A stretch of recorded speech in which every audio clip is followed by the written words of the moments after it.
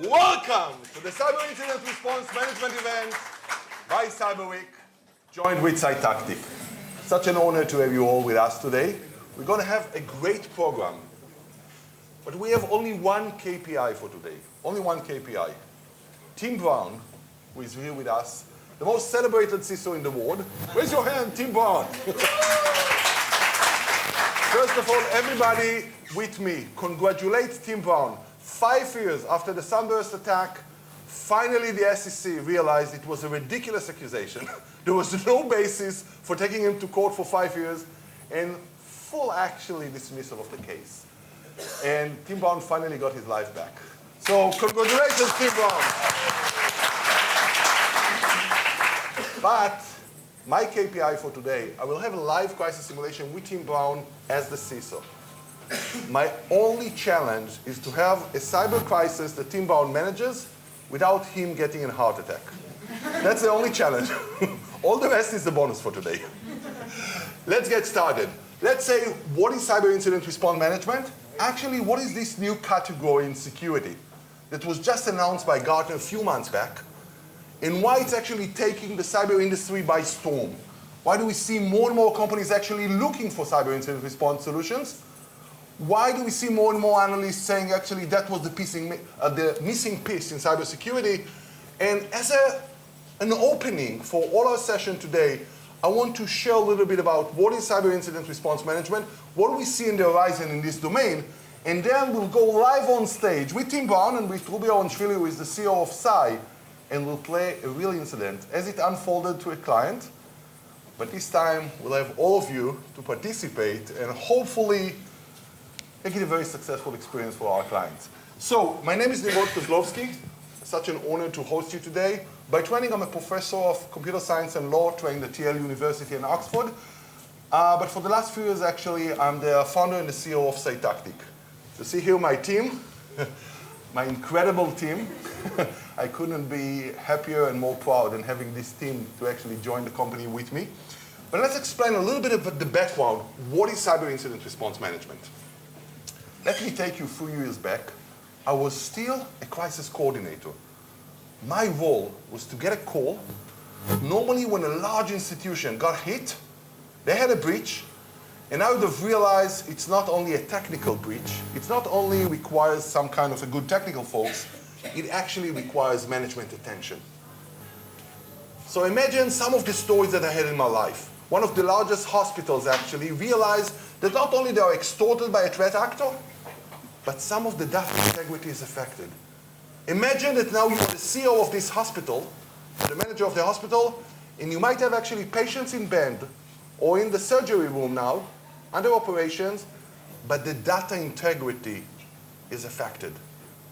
Would you keep operating? Would you keep running actually surgeries? Would you keep actually treating your patients as normal before you can scope this incident and understand what cyber incidents you have? But would you take the other direction? Would you notify actually your patients that you're under cyber attack? Would you create the panic with the press, with your partners? That's a big dilemma. I was invited to the room for one of the largest actually financial institutions in the world, when they've realized actually that someone got hacked into their transactive system and wiring fraudulent transactions. They understand it's becoming in the millions. And now you have a big dilemma. I understand there's a fraudster. I have not yet scoped it and investigated it, and I need to understand, how do I keep operating my financial institution?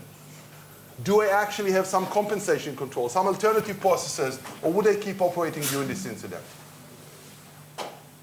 I was invited when one of actually the largest SaaS companies in the world operates with thousands of clients, have their log analyzers installed on the cloud with thousands of clients, understand that someone actually broke into their GitHub and corrupted their code.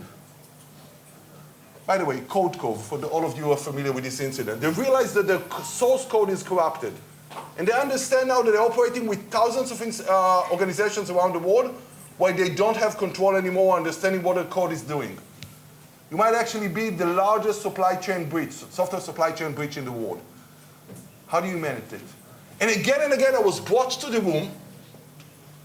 Hopefully, they thought I'll be the bridge between the technology and the business, and I'll be able to steer the management of how to manage it. But what I saw was shocking to me. In the largest organizations in the world, sometimes spending tens of millions of dollars on security. What? Yeah. Are you ready for a briefing? Yeah! Again and again, I saw it, that I'm coming actually for the largest organizations. They might have had tens of millions of dollars of investment in cybersecurity, but when they got breached, I saw the same dynamic. They start actually calling consultants. They're calling forensic, IR team, mitigation, threat intel, darknet intel, a negotiator if you have to negotiate a crisis, a cyber lawyer, cyber communication expert, business continuity experts.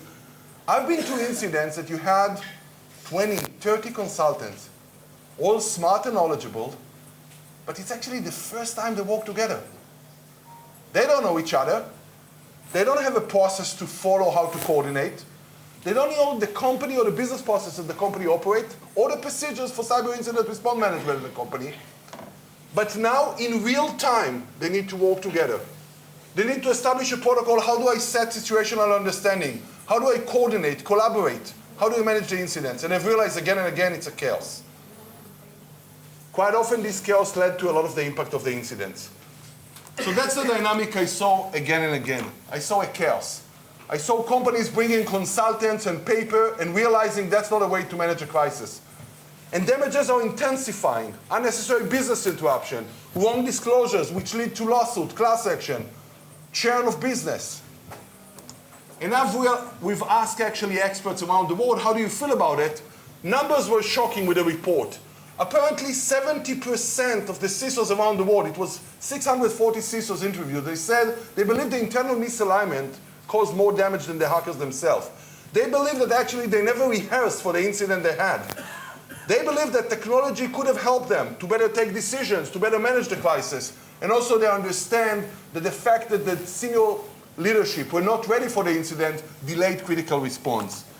So that's the dynamic we have with most organizations. They depend on PDF, a format invented 40 years ago, static format to manage the incident. It's a static format that does not change as the crisis unfolds. They depend on outdated plans that are never rehearsed or never tested. They believe that something would happen, that they'll be able to coordinate and collaborate, but actually they've never tested how all these team members would coordinate and collaborate. And they also believe that processes which are static will be able to act properly in our current dynamic when we have agentic attacks powered by AI. When our attacks are no longer 270 days on average, but 3 weeks on average. They believe that actually humans with paper procedures will be able to respond. I've asked in Toronto a few years back, do you really believe that cutting trees and printing paper and coming with consultants in paper, that's the way to respond to the most actually sophisticated cyber incidents around the world? The answer is definitely no. So we see a new category. Hey, Rui. We see a new category coming. It's called cyber incident response management. That's a new category recognized by Gartner, saying, we understand that actually response should be an enterprise-wide solution, bringing all stakeholders together. We believe that no longer playbook should be static, but it should be a dynamic system that updates according to the way that crisis unfolds. We believe that readiness should be done on technology. The way to build your response plan, the way to test them should be done with technology. We believe that all the teams should be orchestrated, so to communicate, collaborate, and coordinate on the same platform. And last, we believe that AI has a power to play in how you take decisions, how you do reporting, how you make critical processes during a crisis. So this new category of cyber incident response management was formally announced by Gartner a few months back.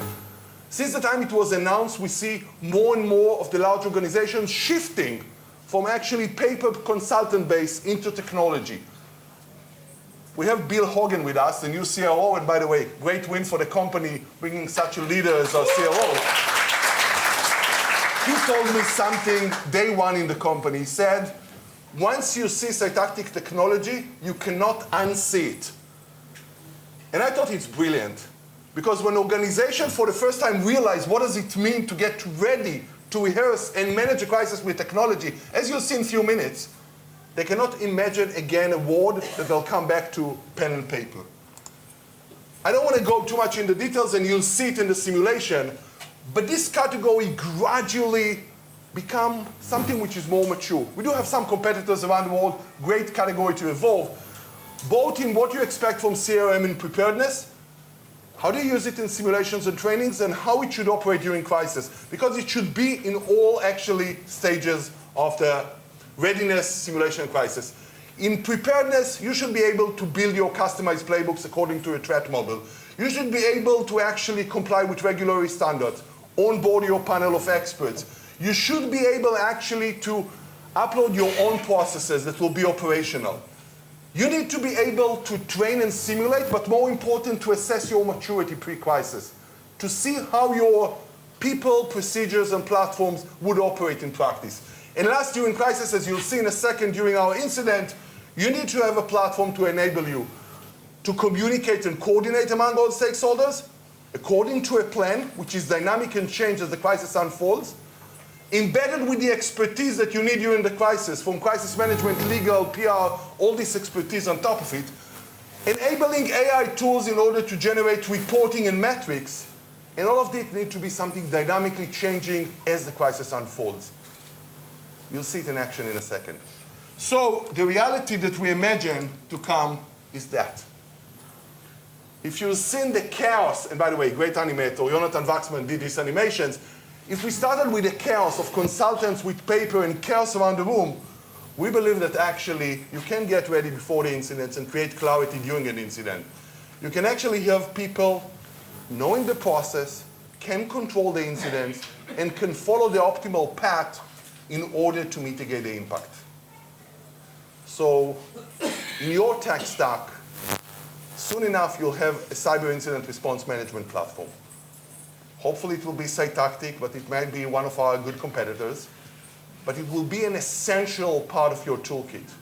You would not be able to imagine anymore that you've drafted paper static playbooks and you've used consultants. You would go to technology as should be. And now, with your permission, I want to bring to stage Tim Brown, CISO of SolarWinds, Ruby Ronchvili, the CEO of SAI. Let's play!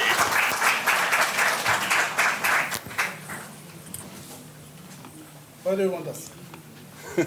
I want you just as pretty as you are here on stage. Okay.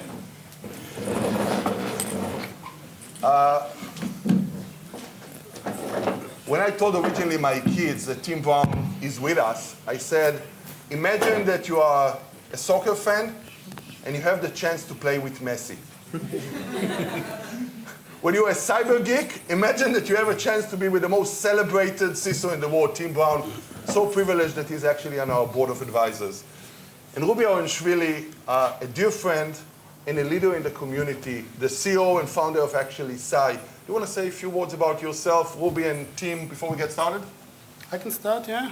So, hi everyone. Thank you very much for having me. Ruby Ronchvili. I was born and raised here in Akko, not here, in Akko, you know. At the age of 18, I actually moved here and started my B Science here in Computer Science and Math in TLV University, and then I've done my master's here as well. Joined the army after that. I was part of Atuda program based on the TDIM. Joined the cybersecurity unit. Was in the founding team of the Israeli Red Team, incident response team, that's section 21, 25, 26. 2012, left the army, founded SAI. SAI is considered today one of the cybersecurity unicorns here in Israel, still in a very high growth trajectory. Enjoying every day, and I was privileged also to be part of Cytactic as one of the investors and enjoying every minute of it. Thank you very much for having me. Thank you so much, Ruby. Tim. So Tim Brown, CISO for SolarWinds. I think you've already introduced enough of me. Let's get started. Let's meet the company. By the way, everything is based on a real incident, but sensitive of the facts, we actually camouflaged it. So the name would not be the name of a company, but it's based on a real incident. Let's get started. Let's introduce actually the company under attack. Meet Orvion Dynamics AG, a trusted partner in industrial automation, proudly headquartered in Basel, Switzerland, specializing in smart control systems for high reliability sectors like pharmaceuticals, aerospace, and semiconductors. Orvion empowers manufacturers to monitor and manage their operations with precision. As a publicly traded company with 6,000 employees across 4 continents, we deliver seamless firmware updates and real-time visibility through our cloud-based OrvaCore platform. Built on innovation, dependability, and deep sector expertise, Orvion Dynamics, the engine behind the world's most critical production environments. So let's meet Orvion. And it's important, these facts are important for us. They're a publicly traded company. They're in the smart manufacturing domain. They're actually headquartered in Basel in Switzerland, but they are publicly traded in the US. Their client base includes some of the most sensitive manufacturing companies in the world. Pharmaceutical companies, aerospace, semiconductors. They can't be more sensitive production sites in the world. And what they're offering, and just when we were exposed to the company, we realized what a fascinating industry it is. They do something which is called intelligence automation of manufacturing. They do precision control of distributed manufacturing. So remotely, you can actually monitor the production processes of large factories. Their core platform is called OrviCore platform, which is actually a cloud-based factory monitoring. But one thing which will become important later, they also have a firmware update tool, which enables them to push code. In simple words, they can remotely change actually the software in some of these factories remotely. One thing which is important, they were very concerned with the fact that they might have a ransomware attack. After a wave of ransomware attacks on manufacturing companies, so they decided to install Halcyon. I don't know if you're familiar with the tool, but Halcyon is a kind of like ransomware detection and response tool. But as many companies do, they didn't have the resources or the budget, actually the manpower and the budget, to do it all at once. So they decided, let's start only with 20% and gradually we'll install it on other endpoints, something which will become important later. Another thing that they've done, and here just to understand the importance of it, they actually partnered with Cytactic, a cyber incident response management platform, to get them ready. What does that mean? They first onboarded the organizational profile on the platform, meaning the platform became aware what is the organization, what is the industry, what is the kind of like the structure of the company, what regulation is applicable to them, what is the kind of like the governance structure, so the system could calibrate accordingly. The system actually want to calibrate for this company. Second, what they've done, and that's very important, and we have Shai Simkin here. Shai Simkin is the world leader of actually cyber insurance from Howden. He taught us how important it is to pre-designate your panel of experts. So Shai actually told us it's very important pre-crisis that you'll be able to select kind of like who'll be the people around the table. Because as I told you, you'll have technical, intelligence, legal, PR, business continuity. You want to actually make sure ahead of time who will be around the table in each position. So they actually choose these people.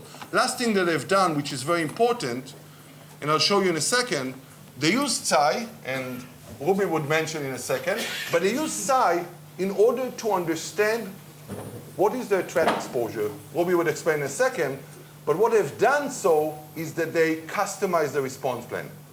They don't want a general response plan, but they want it customized for the threat model. Ruby, could you explain a little bit about what does it mean to understand my threat exposure and customize my plans? Of course. When coming to analyze an organizational risk profile, the first thing that needs to be done is actually to understand the threat profile. In simple words, what types of attackers are relevant to the organization, what will be their TTPs, techniques, tactics, and procedures that they are going to use in order to get to the business assets, and in simple words, what are they after? Is it data? Are they going to cause any kind of pressure point on the organization for extortion, what we call today ransomware? Is it going to be something for, I don't know, commercial espionage? There are multiple reasons behind, let's say, an offensive act against an organization, and we need to understand that as part of the process. Once we understand the threat profile, we can then cross-reference it with the risk profile, in simple words, where the organization is vulnerable. When you have the threat profile, you know where the organization is vulnerable, and you know where is the intersection between those two. You understand where the attack is going to come from, what's the likelihood for that to happen, And later we'll see also what will be the cost for that.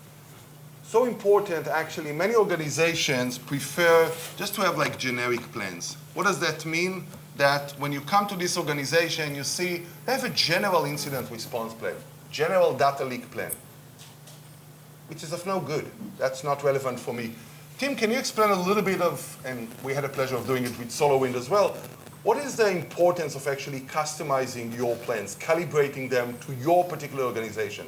Yeah, incredibly important, right? So when you look at incident response plans, typically they're paper, right? Typically there's a lot of paper, you define the plan around the paper, and they're insufficient for all the scenarios that are going to occur. Plus, when you look at a good incident response plan, you're customizing it. You're saying, what tools do I have in place? What information do I have in place? Who do I call? What are they going to do? What's somebody else going to do? So you really customize the plan to your environment, to what's most important, to any types of decisions that you need to make. So you try to get the plan as close to reality as possible. So customization, incredibly important. Generic is fine. It's sort of a starting point, but it would never get used in reality. Cool. So actually what I did, and by the way, on Cytactic platform, since we have expert, Exmendian, Signia, Booz Allen, they've created the best of breed plans. But now we have the rule of 90-10. 90% you can take actually these out-of-the-box plans. But the 10%, as Tim said, is so important. Customize them. Make sure that they know your tech stack, that they know your people, you know your procedures. You'll see it in action. So basically, they created a customized plan. One of their plans is for ransomware. They customize the plan for overcall ransomware. What happens if they have the ransomware? And they customize according to the tech stack they're using. They're using SCI, we'll see in a second, as the threat exposure management tool. And they're using Halcyon as the ransomware detection and response tool. Let's get started. What happened to them? September 9th, 8:30 in the morning. Actually, it was 8:32. It was 8:30 in the morning on September 9th, where one of actually the support engineers got access to the firmware update deployment system. Again, to remind you, this tool enables them to push code to the most sensitive factories in the world. He got access to this system, and he found this black string, a ransomware note across all their internal systems. And apparently the threat actor is saying the following: I compromise your update pipeline. In other words, I can actually now take advantage of the fact that I control this system, and I can push malicious code to your client's endpoint. In simple words, I can take over the machines now in pharmaceutical, aerospace, semiconductors, factories, just by the fact that you are corrupted. It's called software supply chain attack. And he said, if you don't pay me $6 million in 48 hours, I'm actually will exploit it. Tim Brown, you've been in this situation. What one can do? Be short. Yeah, first thing is to discover whether it's real, right? Because a lot of things end up not being real, right? So you'll get, just what do you have in tools in place to be able to determine, how real it is and what the real impact is. Because somebody could just be bluffing. Cool. But here, Ruby, we'll probably said it so many times. What would you advise the client? They have now a black screen on a production system, such a sensitive production system. What one should do? Something happened. Yeah. That's a very good question. The question is really what you have already in place. So when you think about this kind of situation, it's not, let's say, detection already. It's already the response phase, and actually it's very reactive response because something already happened, right? There is nothing proactive in this specific scenario. But at this point, right, we need to start acting, right? And the most important thing to remember is that in the time of an incident, the cost of the incident will go exponentially with time. Meaning, every minute that you waste now is going to cost you. That's why what Tim mentioned before, having things prepared already up front that are tailored for you. We'll talk about communication later and so on.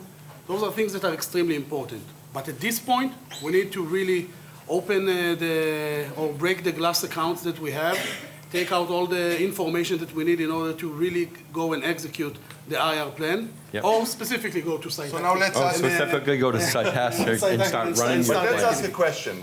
very important. And you know, Tim, I know that in your incidents, that was a challenge, kind of like, who should be informed at this stage? You're the CISO. Who should be informed? And what's the escalation process? The normal escalation process you have, once that you've realized it might be an imminent threat for the company, who should be on board? But it's more than that, Nimrod. Who needs to declare Yeah. incident? Perfect. Because it's also a very important thing, right? As Tim mentioned, you need to understand it's not a bluff. Yeah. Once you are convinced, now you need to declare it. Yeah, and it's on a production system, that you said. So something has happened that shouldn't have happened, right? So, you want to, as incident responders, you try not to call wolf too many times, right? You want to make sure you do at least some basic diligence. So your team starts doing basic diligence and records it as an incident, right? You start. It's okay to record something as an incident and then stop and decide, nope, okay, false positive, good.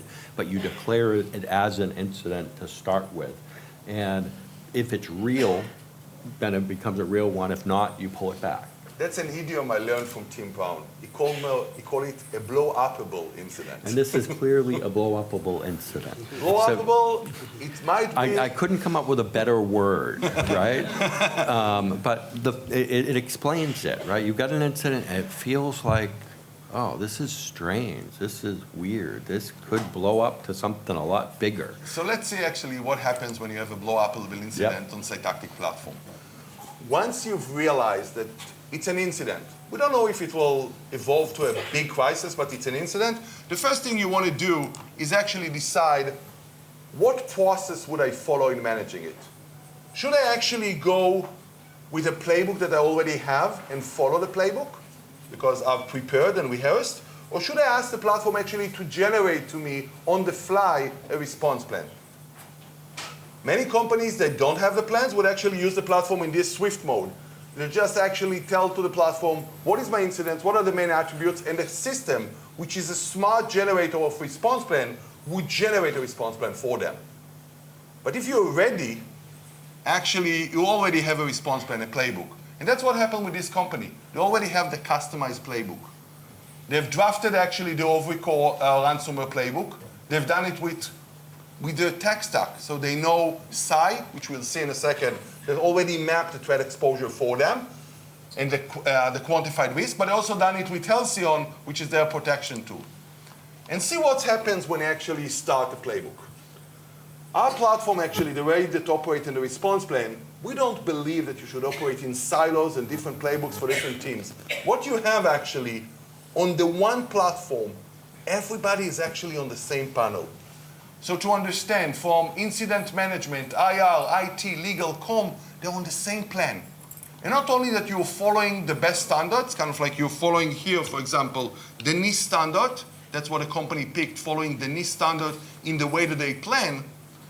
It goes actually step by step in detailing how you should do it, as we'll see in a second. Another interesting part, by the way, many companies, and here kind of like the CISO, would now declare like an initial meeting. What is the importance of this schedule, of this kind of like scoping meeting, Tim?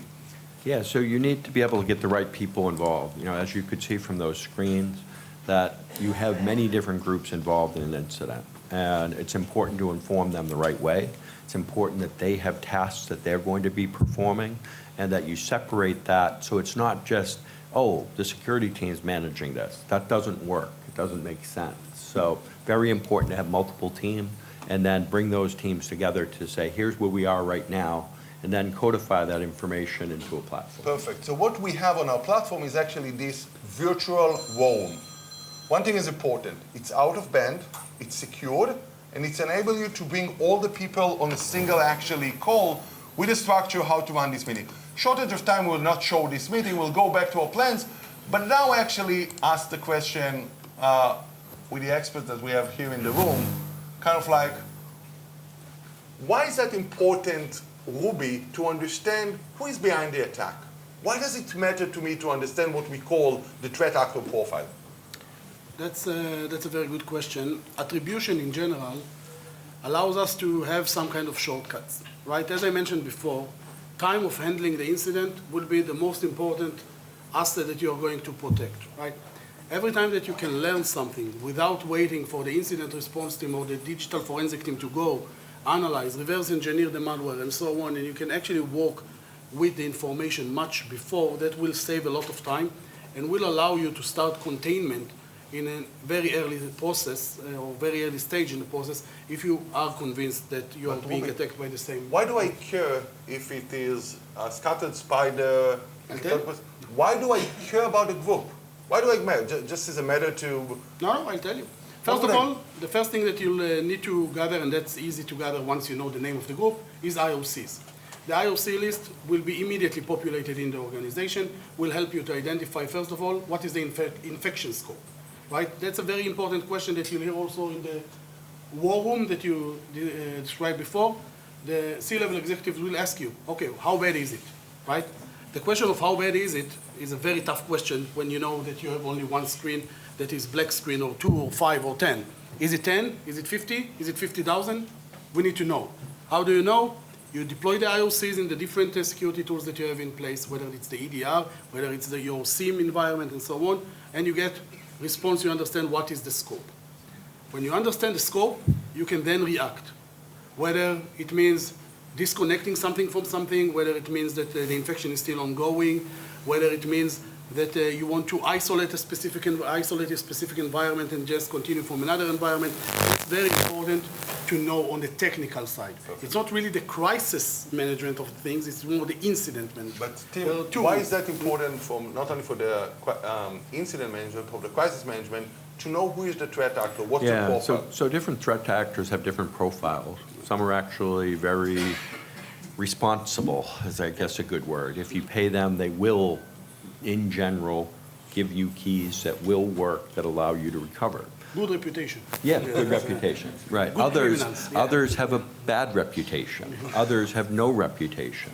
So in some ways, if you're attacked by a known actor with a good reputation, it gives you additional options. I was once in a situation that we were communicating with a threat actor, and the CEO told me, how can I trust them? I said, you know, they have a reputation. He said, how can I trust them?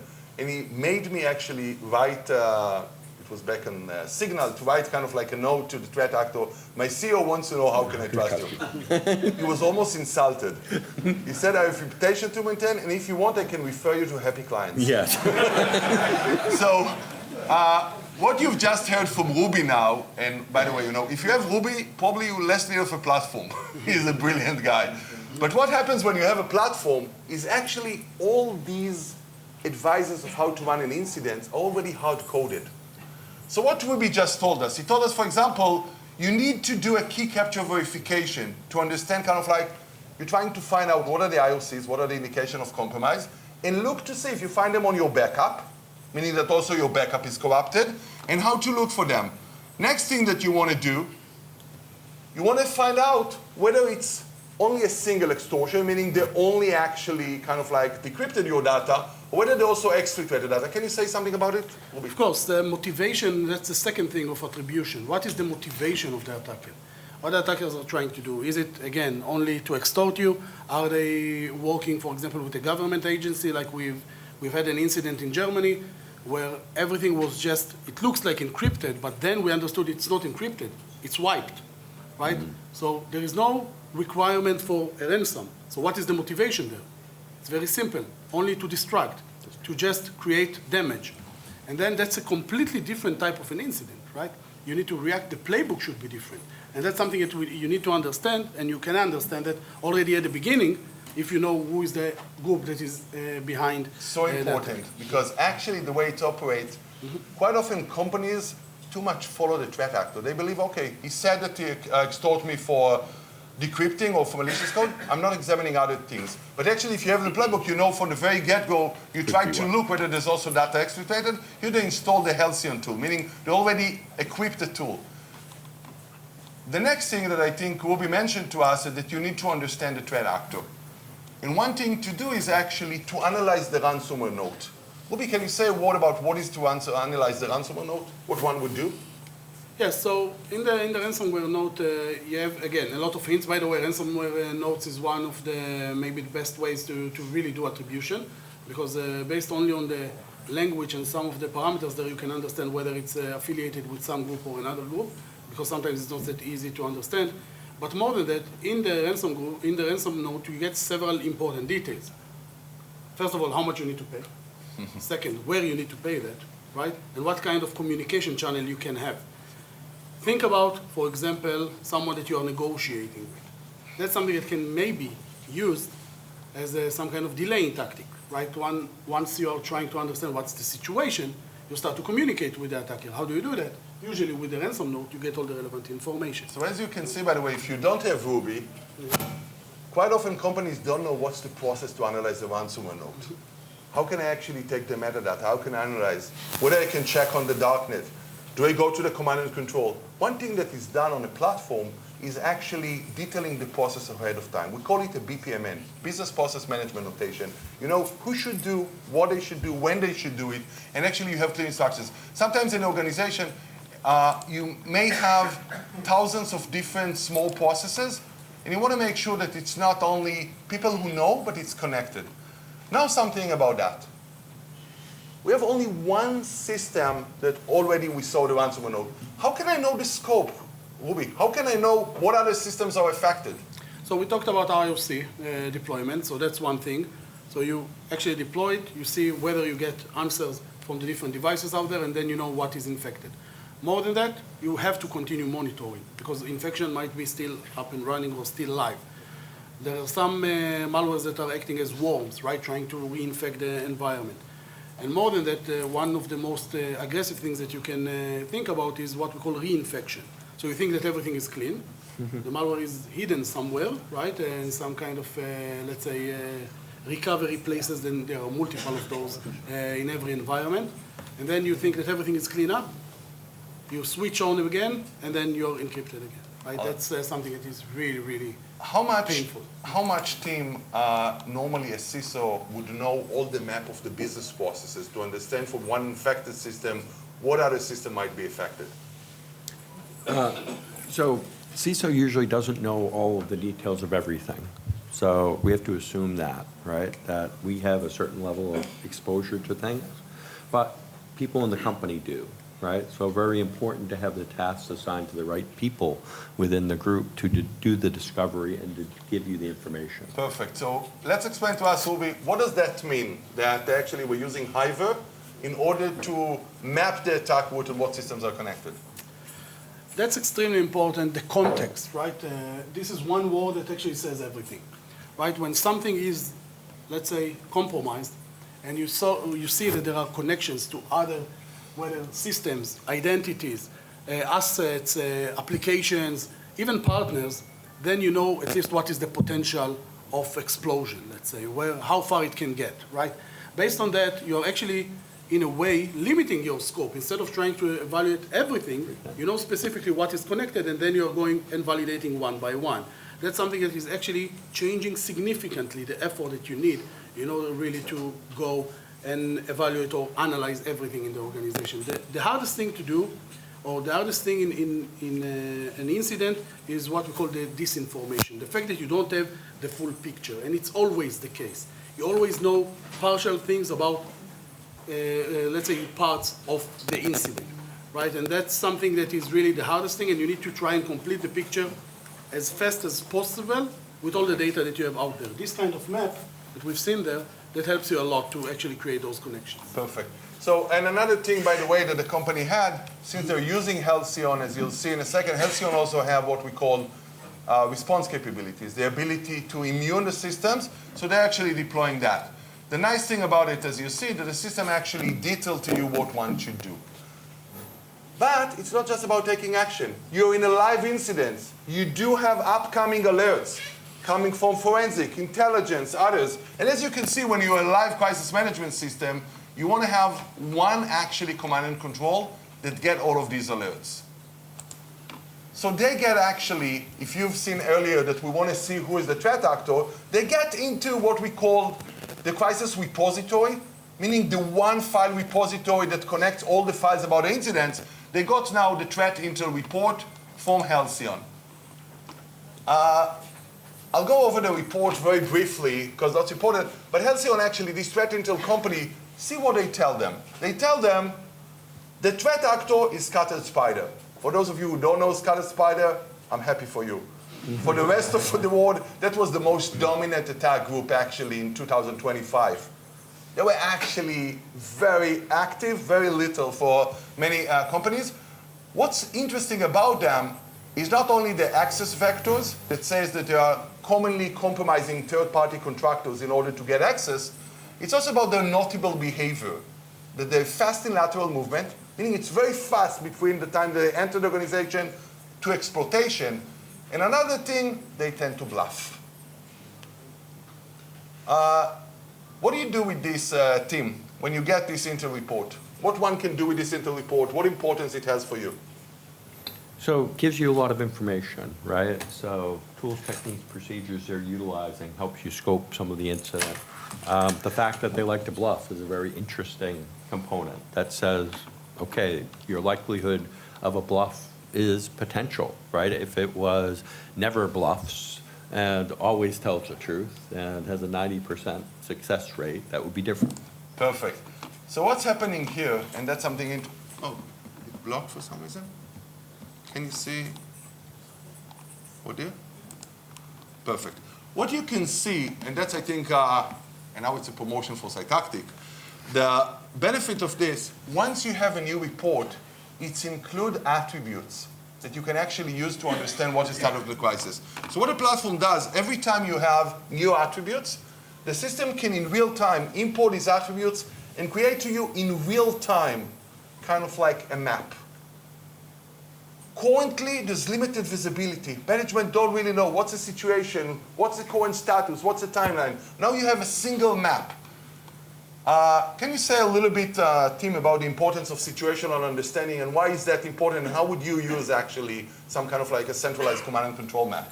Yeah, one of the things that we called out earlier is that there's many, many groups involved, right? And in a real incident, you end up with external parties, you end up with internal parties, you end up with just all of the groups. And you need a method to communicate where you are. You need a method to communicate what the status is at a high level. Even though I may not be dealing with the deployment of the Halcyon agent, I can look at something and say, oh, okay, we know information. We're getting information from other places.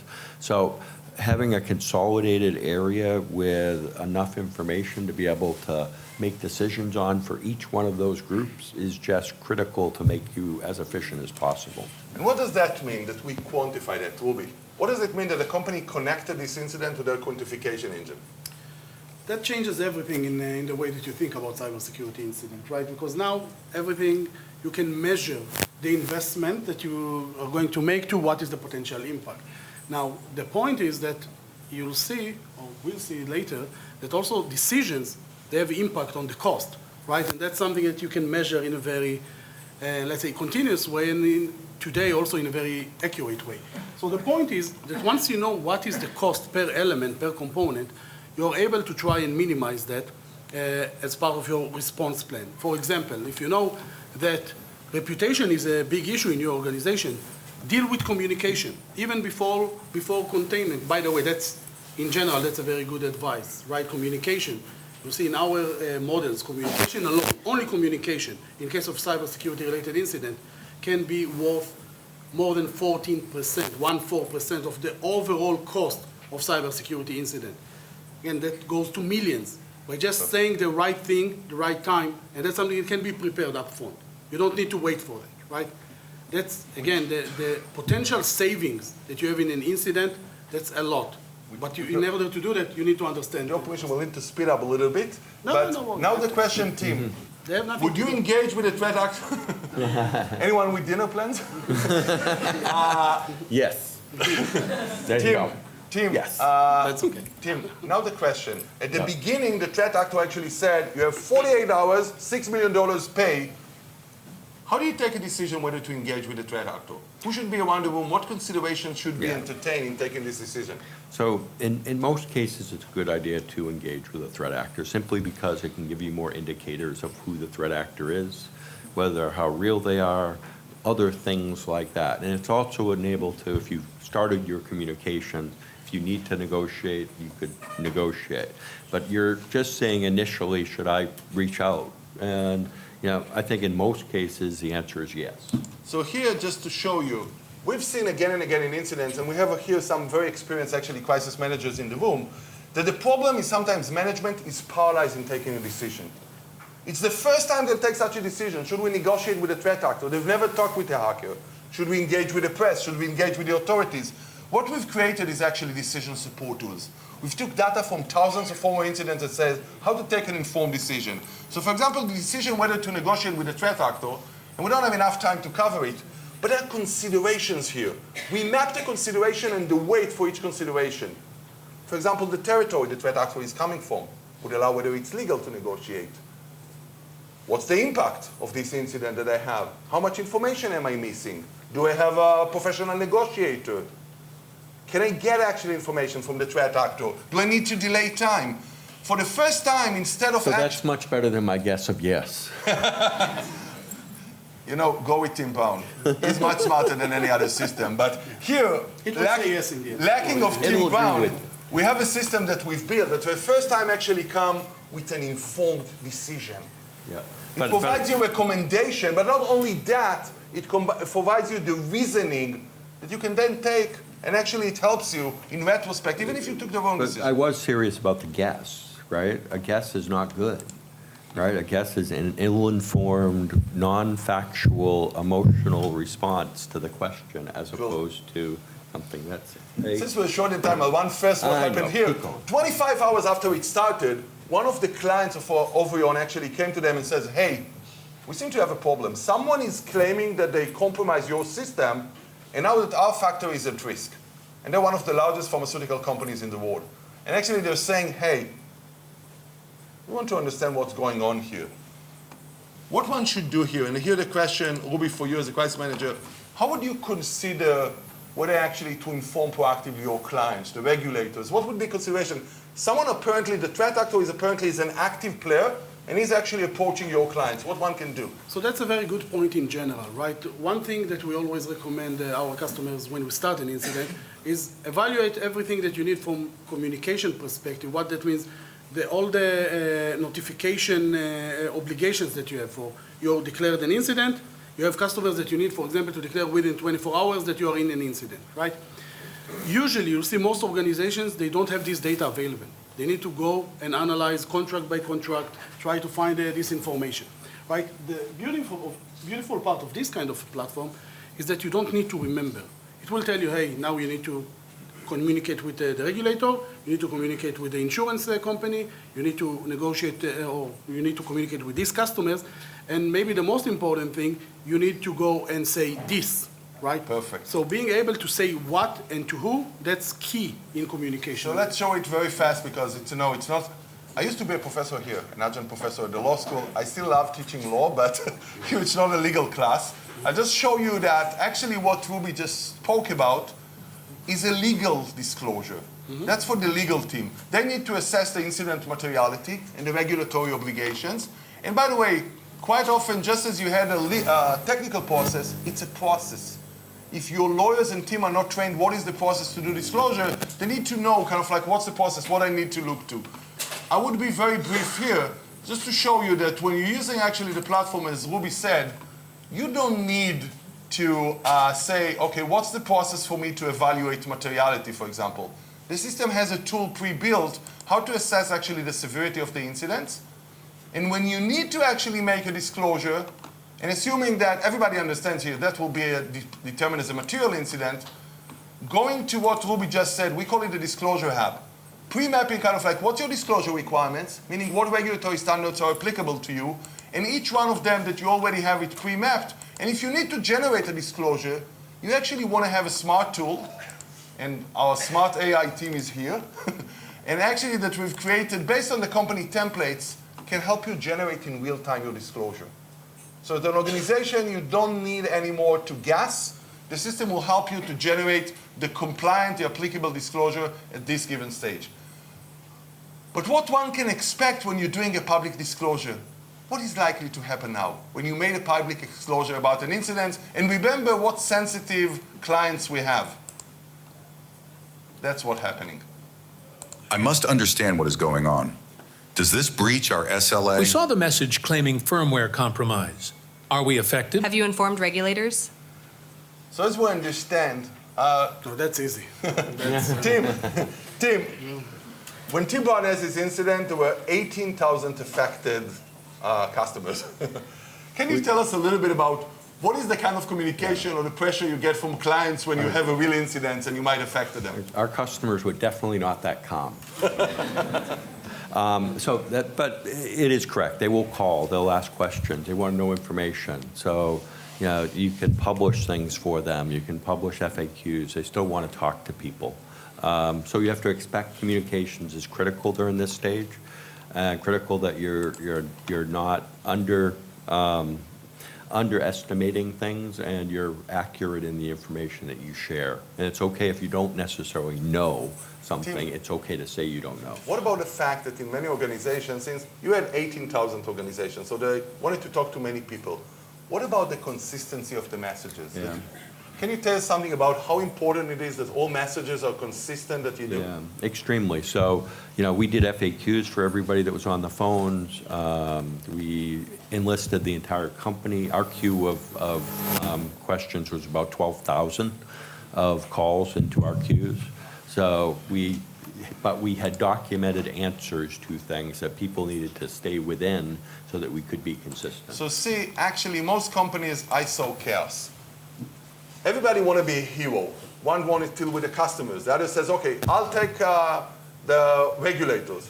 Another one saying, okay, I'll speak to the press. That's a chaos in the making. We've realized one thing which is important, I think Ruby started with that. You need to have one place where all your statements for different constituencies are accurate, updated, and consistent. So we've created what we call the messaging hub. For every point of time, you have the consistent messaging.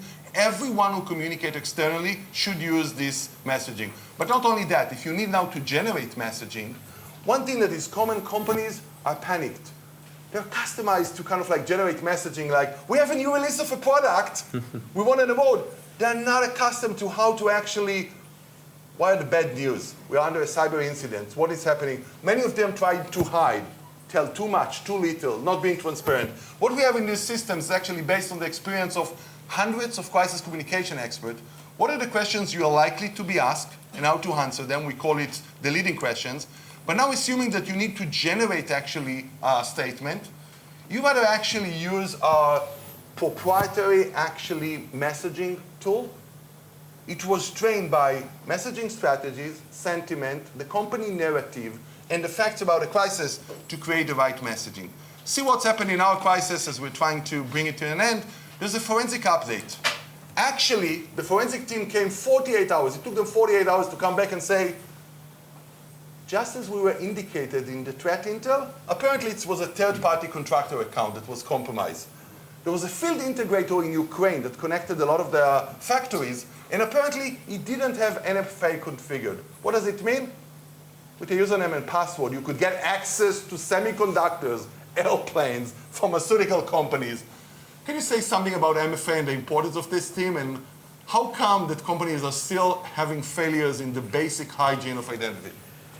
Yeah, so it's easy to say you want MFA everywhere. It's hard, right? So if you have contractors worldwide and those types of things, and you're not managing their devices per se because they're contractors and you still have to give them access to things, for example. What we had to do was, we enforced MFA for everybody, enforced YubiKey for everyone, but we had to go back to VDI for contractors or Azure DevBox. Those were our choices, to be able to have MFA everywhere. And we do now, but that's why it's hard. So as you can see now, once you've realized actually that the problem was that MFA was not enforced, one thing that you want is actually the system to be able to tell you how to enforce MFA across all the system. We call it technical mitigation. Is it easy to enforce MFA across all systems, Ruby? Of course not. As Tim It's easy to mentioned, say yes, Yeah, but it's easy. to keep the business running, Yeah. no. I mean, there are things that are, you talked about OT environments in general, right? Yeah. There are legacy systems, there are some, Don't even in some places you'll find Windows 95 there. Go and try and implement multi-factor authentication in Windows 95 and good luck with that, right? So there are places in which it's not even practical. So you need to be prepared for that, and you need some kind of other solution like ZTNA and so on. There are solutions in the market. It's not easy. If it was easy, it So what you see here, the way that the system operates, once you identify the TTP, for those of you who are not familiar, the MITRE protocol actually said TTP. And the TTP is an indicator that tells you, okay, what is the cause and how do I need to fix it? So actually you have a process, but as I said, it's a quite complex process that is pre-mapped. So the company actually, and by the way, interesting enough, how do they decide which systems to go and actually patch MFA? Can you say something about it, Ruby? Yeah, of course. So when, as we discussed before, when you know how the cost is going to be broken down, you can start from the most risky environment and go down the path until you go to the least risky environment. And the risk-based approach, actual risk-based approach that is actually touching money in the end, that's something that helps you very easily to identify the most cost-effective places to go to. See what happened with our incident. 49 hours after it started, by the way, we have a reliable threat actor. 48 hours he gave us time, 49 hours, he came back and says, hey, I see your organization is going nowhere, stop stalling. We have also exfiltrated contracts, support logs, internal emails, $3 million now, or everything goes public. What does it mean, Tim Brown, that now we have a double extortion? What does that mean? So I think, at that point, you have to again, investigate and determine if it's real. See what you can see from logs. See if you can see any indicators of what they're saying is true. What is the likely, and maybe here again, lucky enough for the company that they partnered with CI, what does that mean, the new quantification that we see now? So you can see that, for example, for things like customer information, the cost now moved from 2 million to 5 million because we know that we have an indicator at the moment for data exfiltration. Now, the point is that once you know that something happened, you're able really to put a dollar value around it and likelihood around it, right? You'll see that that is still something that needs to be validated, of course, as Tim just mentioned, right? And by the way, he mentioned before also that you want to communicate with the attacker. So that's also a good time to ask the attacker, hey, show me an example, right? Show me the data. You said that you have the data. Show me an example, right? That will be also a way to understand what's going on. Maybe just a question. How simple is it to scope an exfiltration, to know how much data has leaked and kind of like what's the sensitivity? I would say impossible, but I mean to be very accurate, right? It's very, very hard. It is more doable to understand volumes of data and statistical data, easy. The actual data, impossible. So we have to understand, off record, this company has data of pharmaceutical companies, semiconductors, aerospace, the most sensitive data in the world, production data that can lead to faults. And they actually want to know what data leaked, and it's almost impossible unless you're prepared. Interesting enough, and we just show you, once you understand that your incident is not only actually ransomware, it's also a data leak, what one should do then? And by the way, Tim, if you were to follow a ransomware playbook, would it provide you any answer once you understand it's a double extortion? No. So you need, this is where dynamic comes into play. And that's what many incidents end up being, is they change. So being additive allows you to have additional playbooks.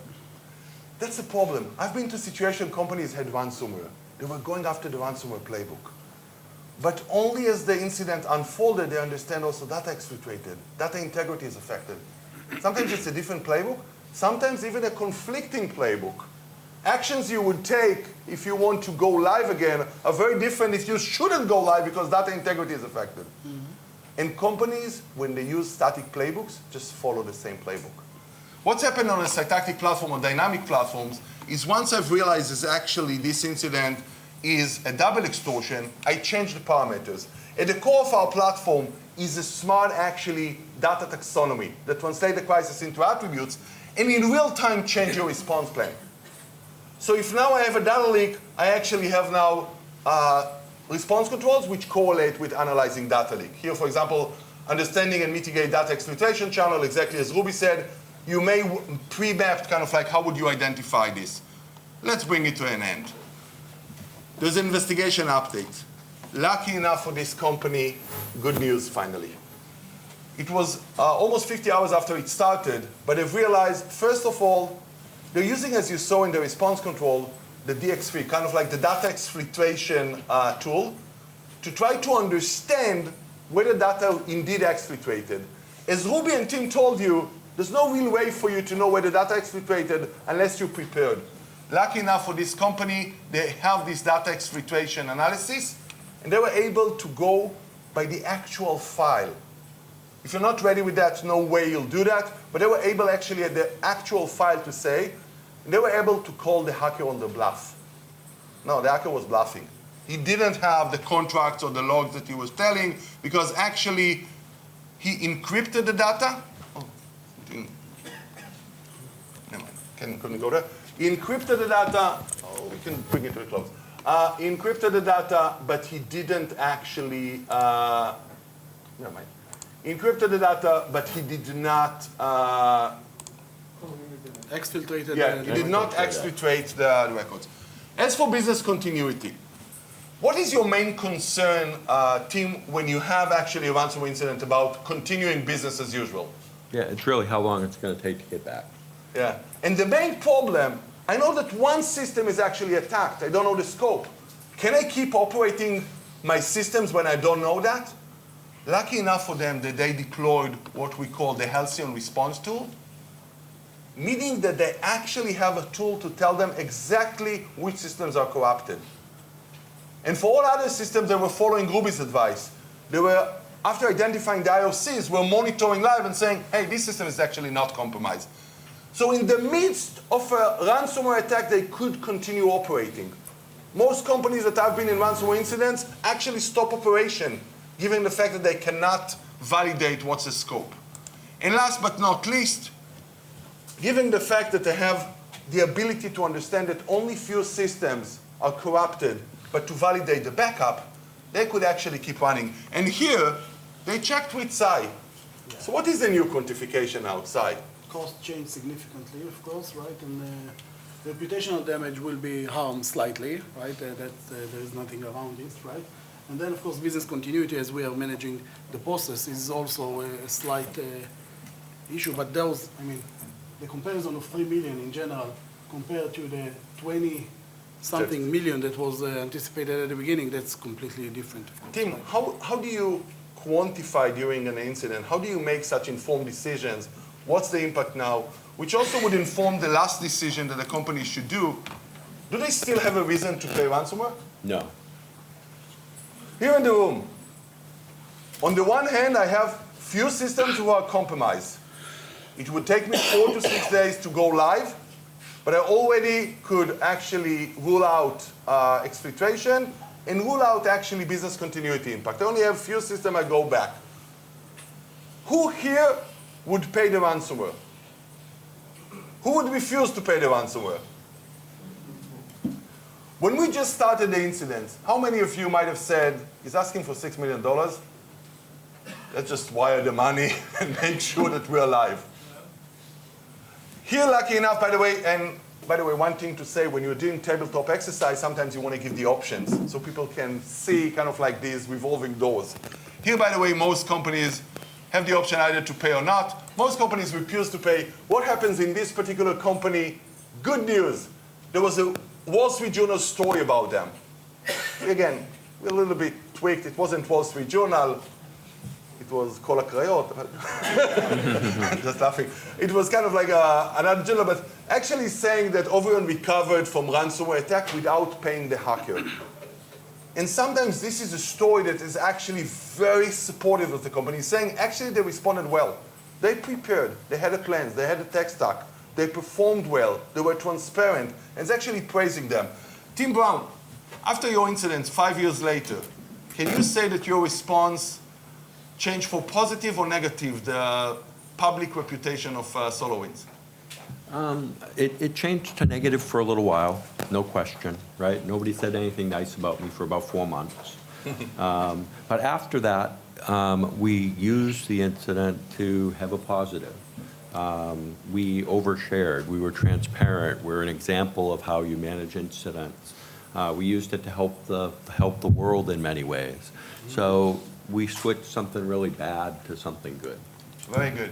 I know that we don't have time to show that, but just to show in a second, one thing that we commonly do when we train companies is to see another example in real life and see how companies performed vis-a-vis how would you perform if you're prepared. So this is, I'll be very brief. This Over a couple of days ago now, Travelex was hit by this huge cyber attack, and the hackers have actually contacted Travelex and said to them that if they don't pay £4.5 million, then they will be released. I'll go very brief. It's the same incident that happened to the largest foreign exchange company in the world in 2019. December 31st, they were hit by double extortion, but the threat actor actually asking $6 million. But for them, unlike the incident that you saw now, it took them 7 days with no public disclosure. Imagine that you are the largest foreign exchange provider for the world, for the banking system and fintechs, and 7 days you keep silent. Foreign transfer cannot operate, but you keep silent. It took them 8 days until they went publicly and says, actually, we're under attack, and the banks were surprised. What took you so long? It took them 2 weeks to negotiate the ransomware payment. They thought a good success would be to pay down the ransomware. They were successful. They paid $2.3 million instead of $6 million, but they didn't trust, actually, the extorter, so it took them 2 more weeks until they felt comfortable to go back live. It's a month. They were a foreign exchange company, the largest in the world. After a month, most of the banking institutions and the clients actually left them. 9 months later, they filed for bankruptcy. What we are trying to show, and that's probably the message to be left with, there's a good way and a bad way to prepare for an incident and to manage an incident. And honestly, it's not about how sophisticated the threat actor is or how actually complex the attack is. It's about how ready you are with your threat exposure analysis, with your risk analysis, with your playbooks, with your team, and how well you'll manage it. How fast you'll have the team starting to manage the incident. How effective they will be according to the plans. How will you be able to adapt as the crisis unfolds? How would you take decisions? And how actually you'll be tuned to the damage. If that's the case, you can change the outcome. Thank you so much, and thank you, Ruby Aronishvili, CEO of SAI, and Tim Brown for playing with me today.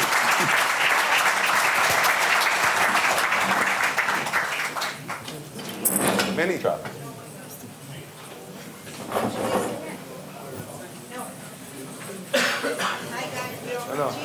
Yeah. Ladies and gentlemen, this is not the end. We have an interesting discussion now by fascinating people. You wouldn't believe it, so I urge you to stay. When I read the names, I couldn't believe it. So I would like to call to the stage Daniel Chen. Is he here? Oh, yes, we have Daniel. Ron Borger. Ron? Ron is here? Yeah. Where? Okay, yes, we have Ron. Obviously, Professor Michal Bar-Zuzah. Michal? Okay. Liran. Liran is here? Okay, we have Liran. And Nick Anderson. Nick, are you here? There you go. Okay, ladies and gentlemen, please take your seats. We're very, very excited to have you here. This is not a microphone. This is like a. This makes light. Oh, this is. Hey, man, it works, but it's so weird to hold it. How are you guys? Good, thank you. So let's start with a quick introduction. Please introduce yourself very quickly to the audience. You go first. Okay. Hi, everyone. My name is Liran Farazis. I'm the director of the Enterprise Security Department from Cinia Consulting Company.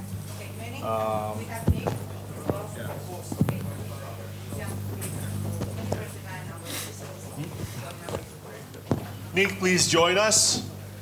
It's good to see you again. Good to see you. Saw you earlier at the main stage.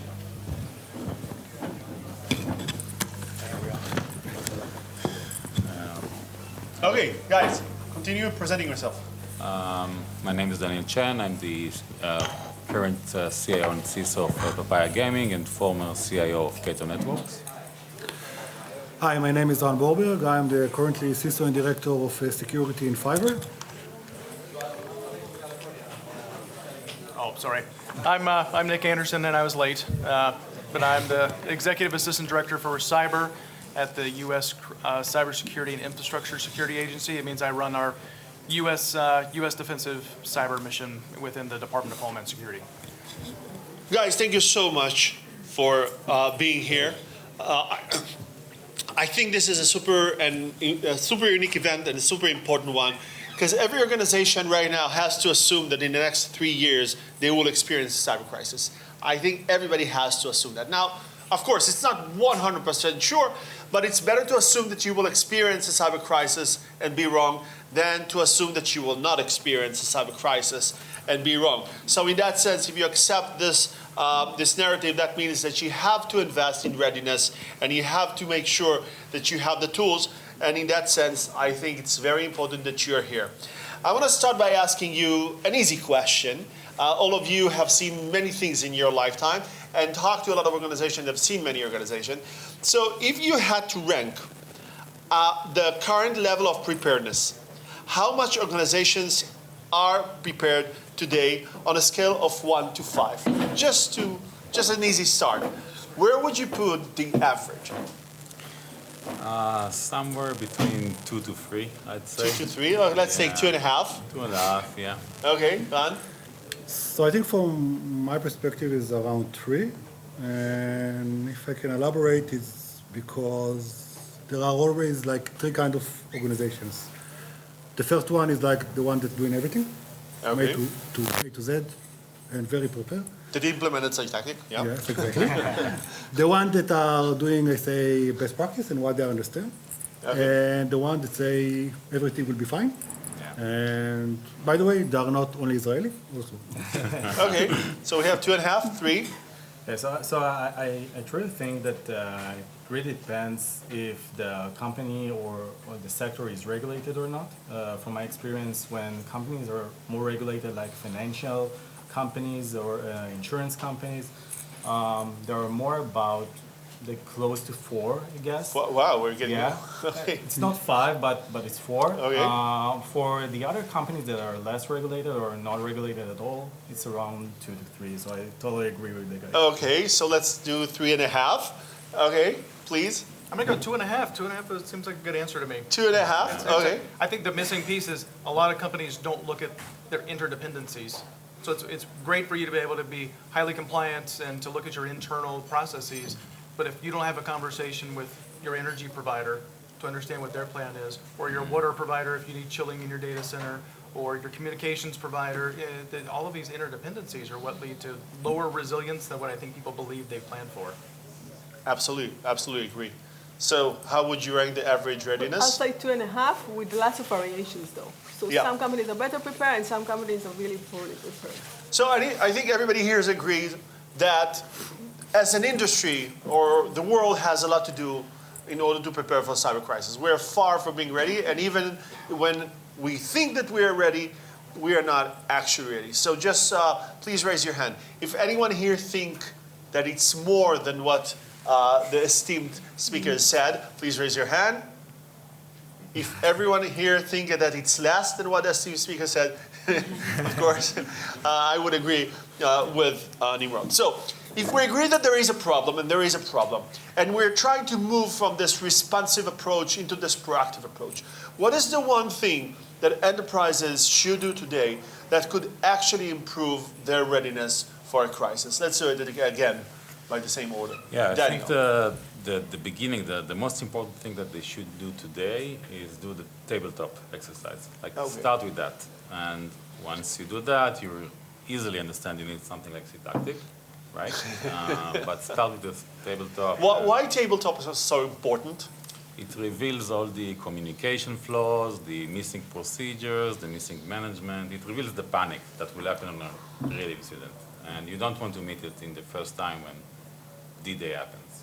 Yeah, let me tell you something about that. I think ironically what we see is that good board of management are in a worse position compared to a bad board of management. Because what happened is that the good board of management think that when a crisis will happen, they will be good enough and they will know what to do.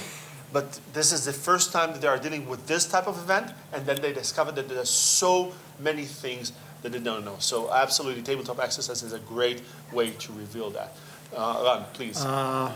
I'm going more with the classic approach in this perspective. So you need to start to do security by design, starting with the first things that every organization need to be doing. Nimrod mentioned his session now regarding two-factor authentication. Yeah. Things that are the basic. Start with the basic, build all the needed process, everything, and in the end, we'll come to practicing, playbook, So tabletops, what would you everything. consider as the basic in crisis readiness? Say, if you don't have, I would say, the eyes, the detection, the Okay. exploration of the organization, this is the ABC for crisis. And this is the beginning from my perspective. Okay, perfect. Please. I think that they need to assess the cybersecurity readiness in the company and to actually try to create alignment between technical teams to the business needs and the management here. I think it's truly important. So when you're saying their technical readiness, you're actually meaning their technical readiness to deal with a crisis, not their patch management or Right. firewalls or something like that. All of right? these things are, of course, they're important, but if we need to start with something, they need to assess, understand what they do have in place currently, and then to create the plans. By the way, to start with tabletop exercises is an amazing thing to do. And following that, there are other things that are more about technical stuff. So I totally agree. Stuff. Yeah. Okay. And obviously you're coming from a company that knows one or two things about that. Yes. Okay. Nick, please. I think you have to designate one person to be your in-house jerk and just to be a default asshole no matter what.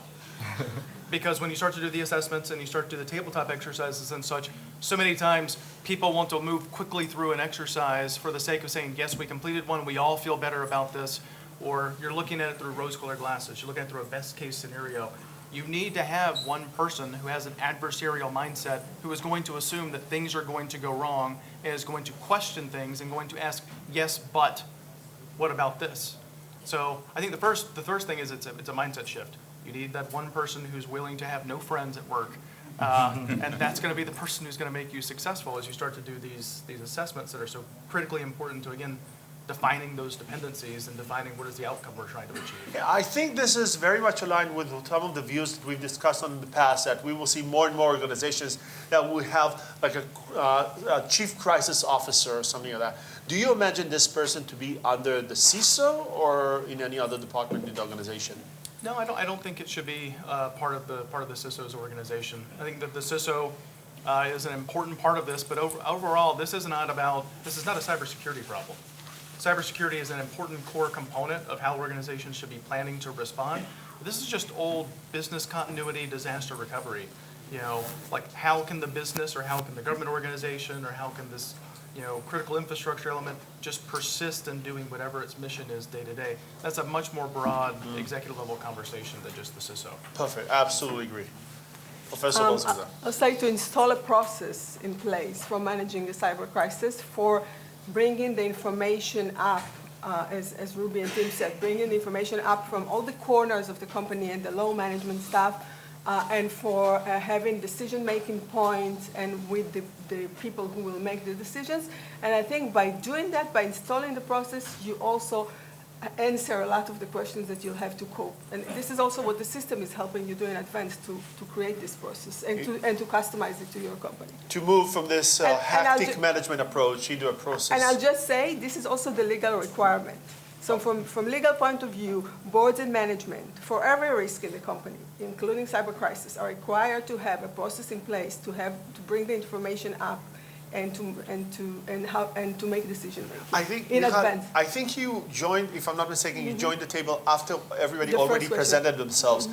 Can you present yourself in one sentence? Sure. Mikhail Barzuza. I'm a professor at the University of Virginia Law School, and my expertise is corporate governance, corporate law, boards governance, board decision making, and so forth. Perfect. Thank you so much for being here. So we've talked about what is the most important thing that enterprises should do today to dramatically improve their crisis readiness. And I want to ask the mirror question. What is the biggest mistake that you see today that companies are making that hinders their ability to handle a crisis? Please, let's do it again by the same order. Daniel. Wow, they're doing so many mistakes, right? Not just Just to choose one. Some people even communicate with the threat actor immediately. Okay. Yeah, we saw that this is a mistake. I think the biggest problem is that they think everything will be okay, and they're not even preparing communication. So, not preparing the communication for the time when shit happens, and it happens. It's not a question of if; it's a question of when. That's, I think, one of the most common. Are you talking about communication with reporters from the outside? No. It could be like communication in general. It could be internal, external, to the regulation. Yeah, you have to manage so many communication lines during crisis with your employees, with your partners, with your customers, with the public, with reporters, with the regulators, with the shareholders, with the board of directors, with so many different entities. As Andy Maud said again and again, if you don't know what you're doing, you're actually making huge amount of damage for the organization. Absolutely agree. Please, on. So from my perspective, it's like in the army. As much as you drill and you train, when something happens, you act automatically and you know what to do. Mm-hmm. And this is the most important thing, to drill, to train, to build playbook, and when something happens, you will do it automatically without even thinking. So the Yeh Beseder approach, it's going to be okay, we will fix it when we get there. This is the number one mistake the organizations are making. I absolutely agree with that. Please, Iran. Yeah, I think that the main mistake that they're not being prepared for this kind of incident. You mentioned at the beginning that in the next 3 years, most of the organization might suffer a breach or an incident. I think that the thing is that they're not being prepared, and then it creates misalignment between, again, the business, the leadership, and the technical teams. And then when an incident occurs, and I was involved in a lot of incidents in the last couple of years, you can see that the technical teams can actually rank some risk as a low risk, but for the business, it's a huge risk. It's a high risk. So this misalignment is, I think, there are a lot of mistakes, but I think that this is one of the biggest mistakes. Yep. Nick, if I'm not mistaken, you also joined the table after people presented themselves, and you didn't present yourself, right? No, I got it. Oh, you did? I did. Yeah, I just wanted you to present yourself again. And that easily forgettable. Okay. I understand. Okay, please. I think that assumptions are still the biggest mistake that people make. So I was participating in an exercise event recently with some of our critical infrastructure owner operators in the U.S. And during that particular turn, right before I raised the question of how are we communicating through this, cell phone communications went down in the exercise. And it was, okay, well, it's fine. Our primary communications are down. How are CISOs in this community, going to talk to one another to fight through this exercise scenario? And it was, oh, well, it's great. We've got a chat group on an encrypted app that we use as side channel communications to go out of band if there's a cyber crisis. Like, no, you missed the point. The telecommunications infrastructure is down.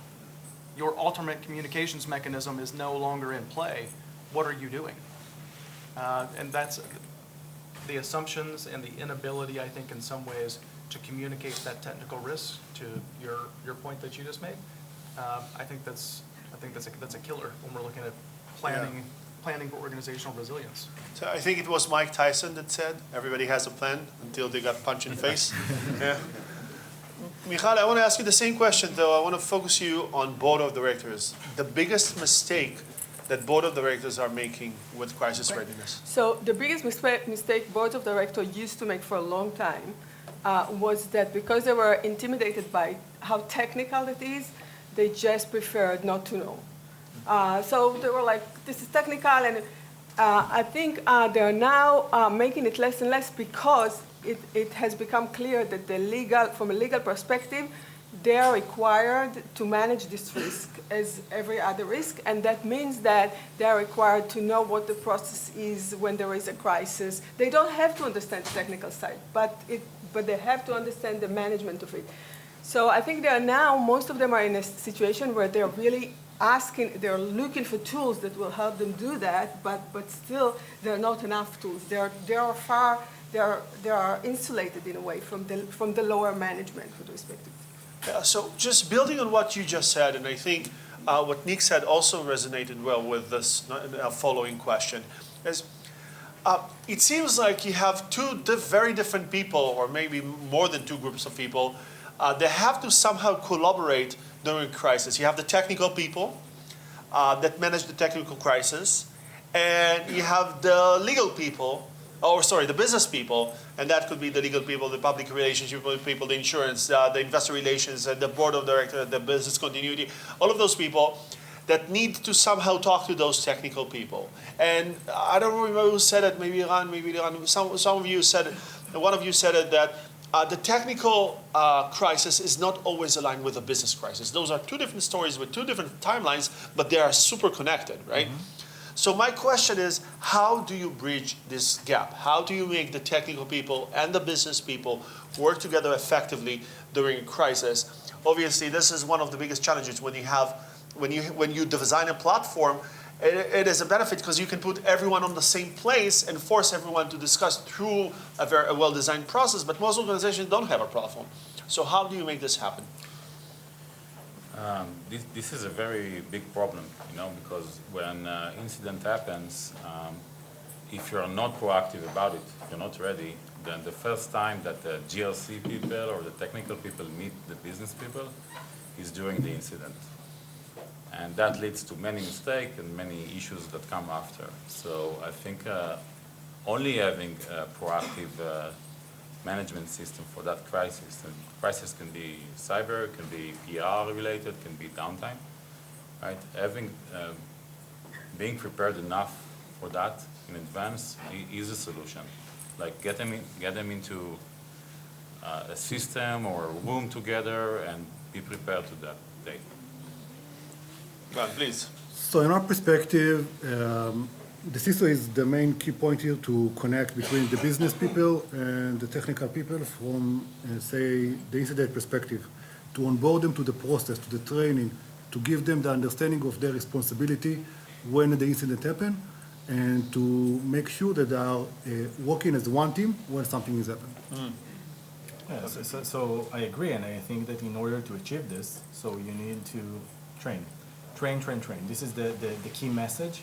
Or the first message, and then the second thing I think that they should do is actually, to assess the environment, to understand and to get a report that will provide the different tiers from the technical to the CISO to the leadership to create an alignment and the understanding of what is the current status of your environment. Absolutely, agree. Nick. Yeah, I think that's a really important point. Being able to, when we start having conversations about things like technical debt, understanding that that's really a risk conversation. But I think you have to have a forcing function for those conversations, and you have to have a forcing function for understanding who cares about what when. So like I'm relatively new in my role. I've only been there maybe 3 months now. So we're doing this internally as a government agency, determining what are our critical information requirements, what are our essential elements of information that make up that information that we expected to be reported when, what are our mission-enabling information requirements, how long can I surge network defenders and responders for a certain period of time to surge for a crisis, and then because we're a national security aligned agency as well, what are our priority intelligence requirements that are aligned to that. But at the end of the day, that's just a communications exercise to determine who needs to make a decision and what types of information do they need to make a decision, whether that's technical details or whether it's business details, and just being able to bring people together to have that conversation starts to create some of that intersection, I think, between business leaders and ultimately risk owners and people who are technical implementers and are going to be managing that risk. Absolutely. I'll say, I think the first thing is to know that you have to have this channel of communications a priori and ongoing. You're supposed to have this channel of communication with respect to major risks in your company. And also, I'll say again, legally, you're obliged to have them. So the CISO has the responsibility to have information coming up from the lower management and communication with them. The board has the responsibility to proactively seek information from the lower management, including the CISO and so forth. It has to be an ongoing process. I know it's unbelievable, guys, but we have time for one last question before a very interesting fireside chat. And for the last question, I always like to ask about the future or for an action item. So one thing that you want to tell the audience that they can take with them, something that they should do about crisis management the moment they get back to their companies. One thing, should. I think I said it early on. Get out of this room and do a tabletop. Right? That's the first thing, and it will lead to many, many issues that will surface, including getting ready for a crisis and investing properly in what's missing. Perfect. From my perspective, the understanding that the world is changed. Now we are using AI. AI can assist you in everything, from monitoring, detectioning, playbooks, drilling. Everything can now be changed. Use the technology to be able to make sure that you will be better when incident will come. Yeah, perfect. I want to combine these two answers because, from my perspective, I still see some organizations that they don't really use AI and see AI as an enemy that can harm them.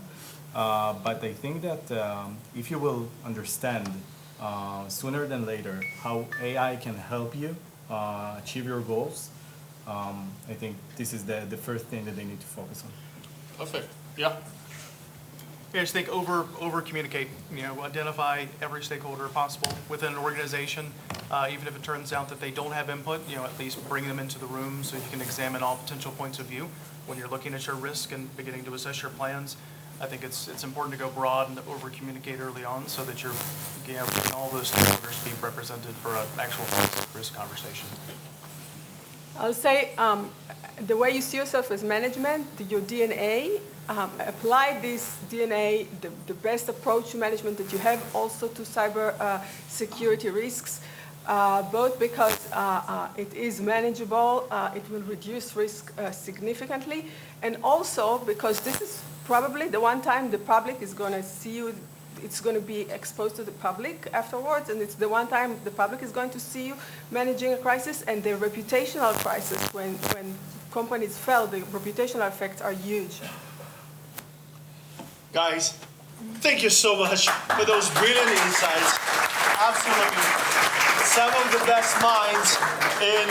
the best minds in crisis readiness and incident response. Thank you so much. I want to introduce the next panel.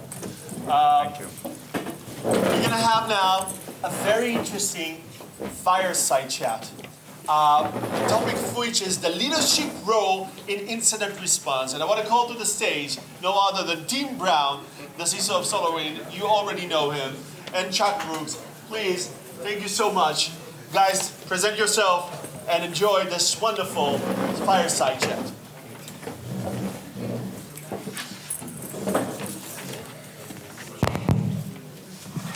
Well, welcome, everybody. It's a pleasure to be here, and I'm looking forward to a frank discussion with Tim, who has a lot of wisdom to offer. And I think I'll start it off by saying, if you could give a quick recap of what happened 5 years ago with SolarWinds, and what worked at the time, and now what would you do different in the current situation we're in? Great questions. So 5 years ago, that's when everything started. The surprise call probably about 10 in the morning, I got a call from my general counsel. Actually, I got a call from the FBI on Friday night. So this will be, I'm working on a book. This will be in the book. It hasn't really been that public. But yeah, Friday night, I got a call and they said, there's something going on. We can't tell you anything about it. Can't give you information. But something's bad and you're going to have a terrible weekend. So they were right, but not helpful whatsoever. And I had my local FBI rep, just apologize because he had to get me on the phone. He had to, he said, I'm really sorry, and it was just really kind of surreal. So next morning, about 10 o'clock, got a call from General Counsel saying Kevin Mandian had just called our Kevin Thompson and said that we shipped tainted code. And with that, Kevin called GC called me. I got on the phone with Mandiant CTO, and they just showed me decompiled code that wasn't mine. And it was very apparent that it wasn't mine. About 3,000 lines, that was the Sunburst code, and it was in a version of the product.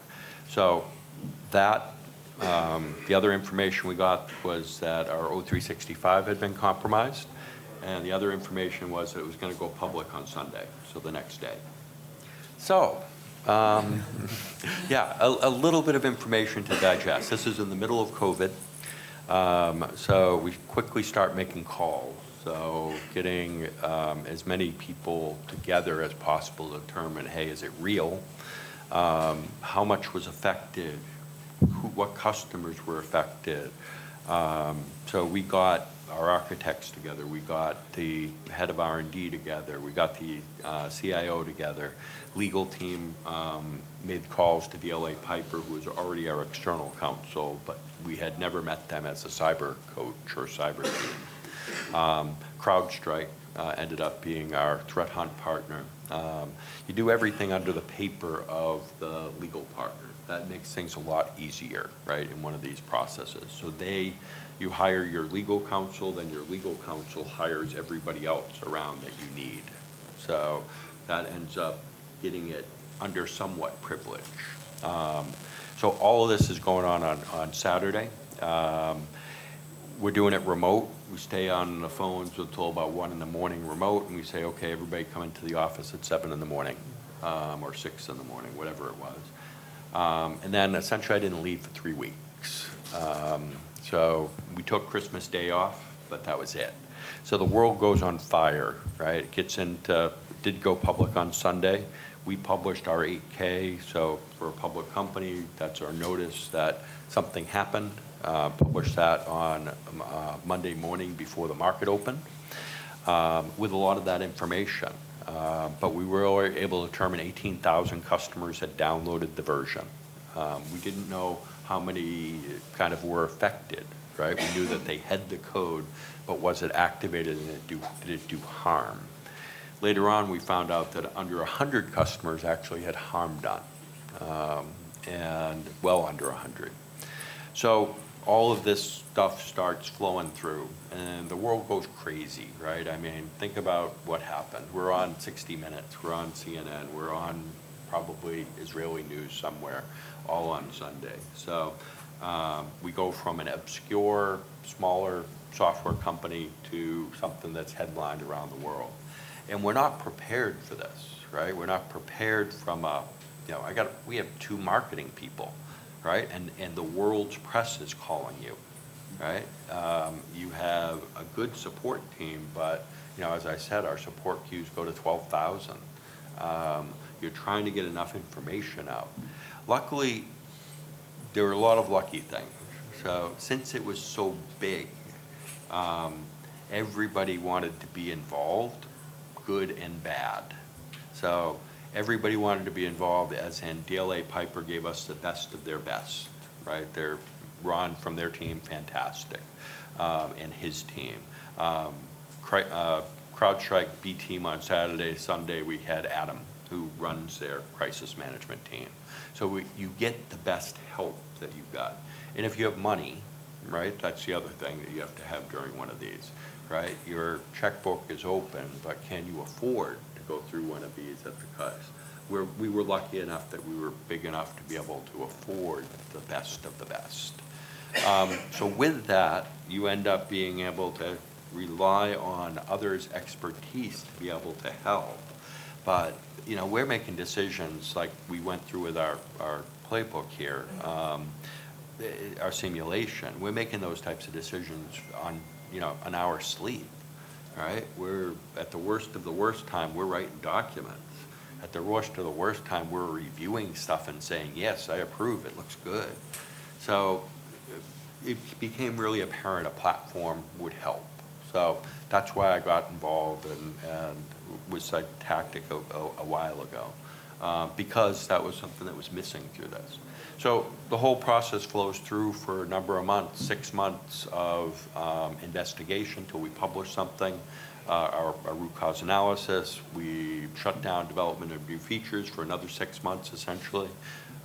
Didn't do anything new till the summer. Really focused in on security and focused in on being exemplary. Really were transparent with everybody in the world, which made lawyers uncomfortable. Speaking of lawyers, yes. But it did, because from a legal perspective, the safest bet is not to say anything. But if you want your company to survive, yeah, we'd be safe from the legal perspective, but we wouldn't have survived. So legal got comfortable with us talking. Legal got comfortable with me talking. And the verbal word is still so important. So I talked to thousands of companies and customers in different ways. We did proactive outreach to every group that would talk to us. So it wasn't by happenstance we talked to everybody. But in reality, we stayed within the guidelines of what was written. A little bit of color around the outside of it, but our statements were very much aligned with the company's written words that we were using. But that color, it made it human, and that color made a big difference on the response and the effectiveness of the response. So that's a long answer to a short question. But it's a different environment now than it was 5 years ago. And what you're talking about is really speed to resilience right now. You don't have the luxury anymore with first the threat actors having those tools and AI tools and also the reputation part, which is now even spreading faster than even before. So what do you do in today's environment? Yeah, I mean, time's not on your side. So first one is assume breach and make the environment as resilient as possible, right? That's kind of number one, right? Is look at everything. Be extra cautious in different areas. Anything that's critical, I red team 6 months and then I audit, internally security audit the other side of it.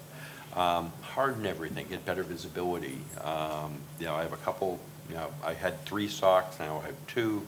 I have 3 EDRs, I have full-time red teams, I have all sorts of, couple different SOCs, so I have everything. We went overboard on the protection and protection. We rebuilt build systems and invented new models to build that are very tamper resistant. The likelihood of this type of an attack coming at us again and actually working, much lower. I won't say impossible by any means, but it will cost you, 2 insiders to get through a lot of the controls. So a lot of hardening. Then on the outside, when you go through one of these, you end up having a lot of ability to mobilize the people in a different way.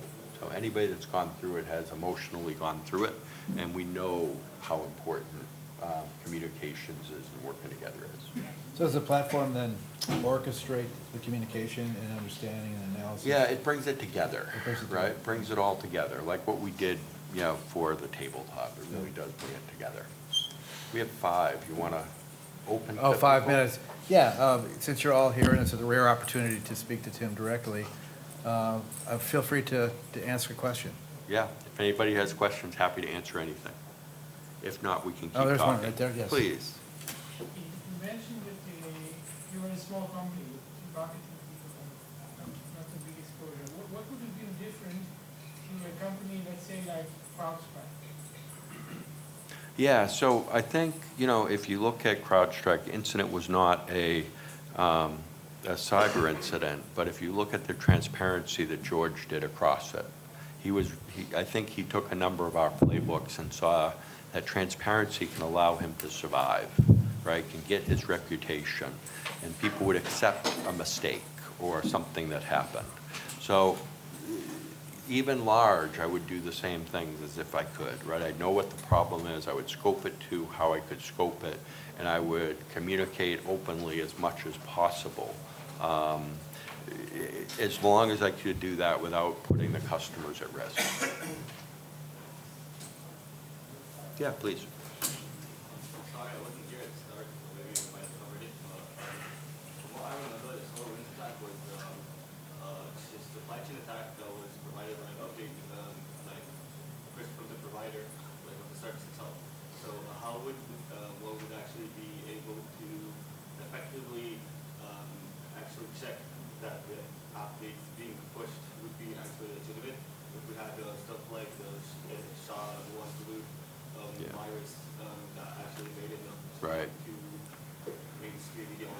So different kind of supply chain. So it was, we termed it a supply chain attack on day one because our source code control system, GitHub, was not compromised. But somewhere between the source code to the product being built, the compromise occurred. So not supply chain, simply the Russians got through our systems. They compromised when you build Orion, it spins up a bunch of virtual machines, anywhere between 10 and 30 are running. Inside of the service that spawned off those machines, they inserted, inside of the template, they inserted a service that looked for a certain file to be built. When that certain file was being built, it augmented it with their code, and then we went through and built it, signed it, shipped it. So there wasn't really a third party involved in this. This was simply SVR coming in, getting in, putting code in where it was hidden and nobody would find it, and then let us do our work. They did it to 3 builds, then they left, which is, again, a smart, thoughtful move, right? Because somebody leaves, we're on to our next build, and you go on to the next thing. So it gives us a lesson on how to do a thoughtful attack. One quick question, Yeah, over a please, minute absolutely. left. You mentioned the FBI contacted Yeah. you. How important nowadays is it for an industry or a company to have a relationship with government law enforcement? Yeah, absolutely critical. So is our sister guy still here? No, I was going to give him a kudos. But one of the keys to our response was having a government entity vouch for what we were saying was true. It wasn't Tim Brown saying these versions are good and these versions are bad. It was CISA. We convinced CISA that version X was good, here's what you should do, nothing, just upgrade to the latest. Oh, version Y, do this. Oh, version Y, and you saw signs of compromise, do these things. But it wasn't us or SolarWinds or me saying these things. It was the government entity of CISA amplifying the truth. We had to convince them that all of this was true. But that partnership between CISA is one of the key reasons why we survived. Well, thank you, everybody, and thank you for the insights. Thank you so much for this brilliant panel. And we are moving on to Manning. Who's Manning? There we go. yeah. So to the next session, incident command and control technology during real-time response. You can read it, I know. I want to call to the stage the moderator, Shoshana Solomon, and then the participants, the brilliant, amazing Leo Balash, the amazing and brilliant Raoul Menashe, and the brilliant, amazing and beautiful Alberto Hasson. Please come to the stage.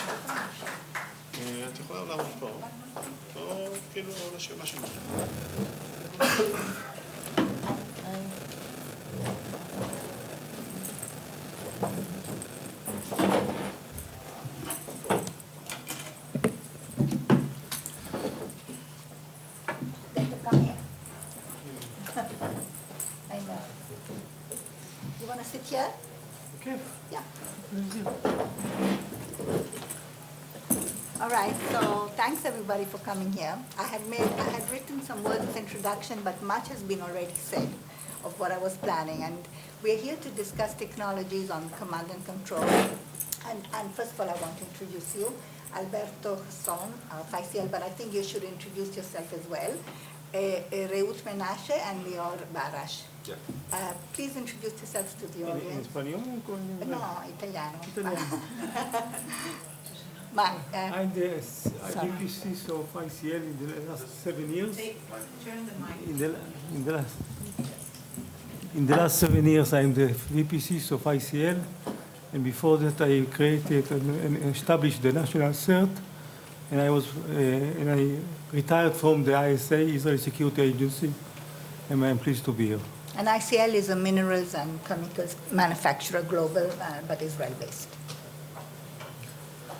Hi, I'm Raoul Menashe. I'm CEO of TET Response. We are an information security consulting firm, helping companies to secure and respond in peace and in war. Hi, everybody. Leo Barat. I'm the CISO for Cognite. Generally been in the cybersecurity domain for the past, say, 25 years. Different roles, offensive, defensive, investigations. Happy to be here. Thank you for being here. So let's just cut to the questions. And the first question is more for macro. Everybody has defenses today. People invest a lot of money, as was said here. The question is why, when an attack happens, there's chaos and disorientation and people don't know how to handle. Why do you think? I will begin. And can you bring real world examples Yes, of course, that happened of to you? course. I will begin. The issue is you are surprised because you do not decide when the attack will begin. You also do not decide from where it will begin and why. So you are surprised. Most of the time it will happen in the weekend. Most of the time it will happen in the night time. Why? Because then the IT is calm. Then there are less people of the IT alerted. Think of the SOC, Security Operations Center. Most of them, they have between 12 at night to 6 in the morning, only one person. So if he is not awake or a little bit asleep, you are in a mess. The problem begins. Today with the AI, you have 40 minutes. That's what you have, 40 to 50 minutes. If you will not react in these 40 minutes, you are doomed.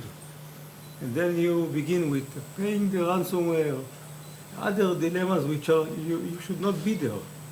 You have to make the activity that you will not get to the situation where you have to pay the ransomware and have the negotiation.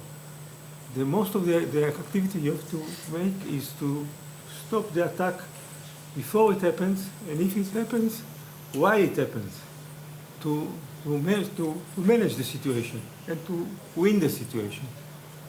So this is the cause of technology being alerted. For example, we have weekend officer of weekend in the weekend in charge. He should not leave more than half an hour from the ability to connect to the computer and to alert everybody. He's a director or VP every weekend. So we have a list. And if something happens in the weekend, we have somebody that is in charge of dealing with the situation to get all the people that should be involved and to manage the situation. If you will not manage, together with technology. If you don't have the technology, for example, you do not have the 365. You do not have the SAP. If they are encrypted, what would you do? If you don't have a solution that you were thinking before. So the issue of managing cybersecurity event is a professional. It's professional. If you are not professional in that, don't do it. You have to be like, in the army, it's called Magad. Magad is somebody that manage 300 people and tell them what to do immediately. Everybody has to know what to do. You should know before what to do, because the instructions were given before, and the practices were done before. If you will do it, practice it, being technology, being with the ability, you are prepared. If not, you are doomed. Yes, so I agree, it's a completely chaos, can be sometimes. I think it's mostly because of, it's not a dictatorship, right? There is no one person that can say everything and control everything. And we are talking about command and control now, so it's very interesting. And this is where we're going to. The main thing in incidents, we have security tools, we have alerts, we have everything, we have dashboards, we see the alerts, but we don't have the context. So the context is really missing. I think it's one of the things that we need to work on. Right. Yeah. So, I think I'll take on that and say that, so it is a chaotic event, right? It's like a car crash. You don't know what's going to happen, and you need that time to evaluate what's happening. And and some things require your immediate response, some can be delayed, but not everything. And the time that it takes to figure out what's going on, it's really crucial. And when a chaotic event happens, you either are ready or not. So you have good enough practice, then you can prevent those events from becoming a chaotic event, right? You can reduce and maybe scope the risks of this becoming a chaotic event. So just to clarify, when you say practice, what is the best? I mean, how often do you need to practice? Sorry. Yeah, that's a good question because you can't really practice enough, right? It's not a daily profession for most of us, right? Doing incident response and even managing an event, it's not a daily routine. But what we can do is what's like a common practice in the industry is tabletops, right? So you do management tabletops, hopefully at least yearly. But it's not enough, right? Because you keep them engaged and you keep them in the process, but you need to have all the relevant teams involved, right? So you have comms and you have legal and you have the IT and the IR and you have different teams that you need to be able to tap into the event or tap into the process, like preferably immediately. So if you can design a system, like a process of maybe running tabletops for non-management groups, right? Maybe quarterly, because you can't take all the time, but you need to take some time. So I would say like if a baseline of a quarterly event per team, per domain would be like something really good for companies or for groups to be engaged and to keep like on their toes. So when an event happens, you can tap them in and they know that at least they're familiar with what's going on. Right. Okay. So if I want to go to the first hour of an attack, let's visualize this.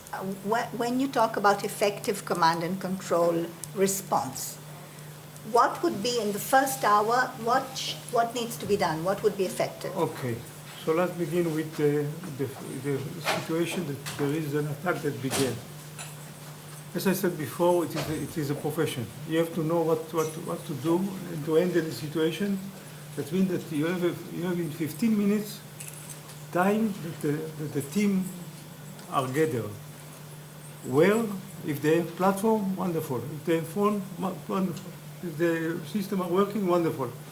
But you have 15 minutes to raise all the people that should be involved and to put them on the table. What is the table? Of course, the best is to have a system that was designed to deal with this situation. When I say system that was designed to deal with this situation, there are few companies, not many, that began to deal with this kind of solution. Why? Because the solution is you have to speak with people that are involved. You have to chat. You have to bring people to the table to deal with it, to understand what is the situation. All that you have to do in the next 15 to 20 minutes. If you will not do it, you are late. When you are late, if you don't have a system that is ready, that you are prepared, that you get the people on board in 5 minutes, you should think twice how to change the situation. I don't have time, so I... Oh, wow. Okay. I think like setting up the commander of the incident is one of the most critical things to do in the first hour in order to not to be in chaos. Right. So I think there are two cues, right? So there's the first cue would be that something is happening, and the second one would be when you either realize it's a material or non-material event, right? And then there would be different first hours for those events. But generally, if I had to generalize like the process for both cases, I would say organization would be the key. As like everybody said today, it's a chaotic event. And once you lose control, you lose money, you lose effectiveness. So I would say making a process, and preferably, a dynamic and tailored one, but making a process ready for the first hour, that would be like my first priority. Right. Okay, so we don't have much time, No. so let's go to two things. What, in your mind, are the capabilities that are critical when you have incident command and control technology? What is critical to have and what is nice to have? And the last question, and we'll also do that quickly, AI. How important will AI be? And what are the threats of having AI in this salad, in this mix? So I'll start with AI. I mean, yesterday someone compared AI to the word technology. So like 20 years ago, we used to say, so there's a new technology, and today say there's a new AI, right? And that's going to become like a common practice. Everything going to be AI based, everything literally. And so it would have like the domain that it would capture, the growth would be amazing, and I think it would have a lot of impact, but it would still, for at least I think for the foreseeable future, like 2 or 3, maybe even 5 years, we'll see it still as a supportive system and not as a decision-making system, because as you said earlier, it's like there's a lot of context into it, and I think until we'll figure out like how context is managed properly, and specifically in events of cyber events management, I think until that will be covered good enough, we'll still see it as a supportive agent. So the human decision making will still be key. Yeah, so you can aggregate like tons of data really fast, different versions, different contexts, so legal context, technical context. You can put in a lot of data and have like immediate responses. So that's great. But eventually someone needs to take a decision and say, this is what we're going to do now. And that's the process I was talking about earlier. Reut?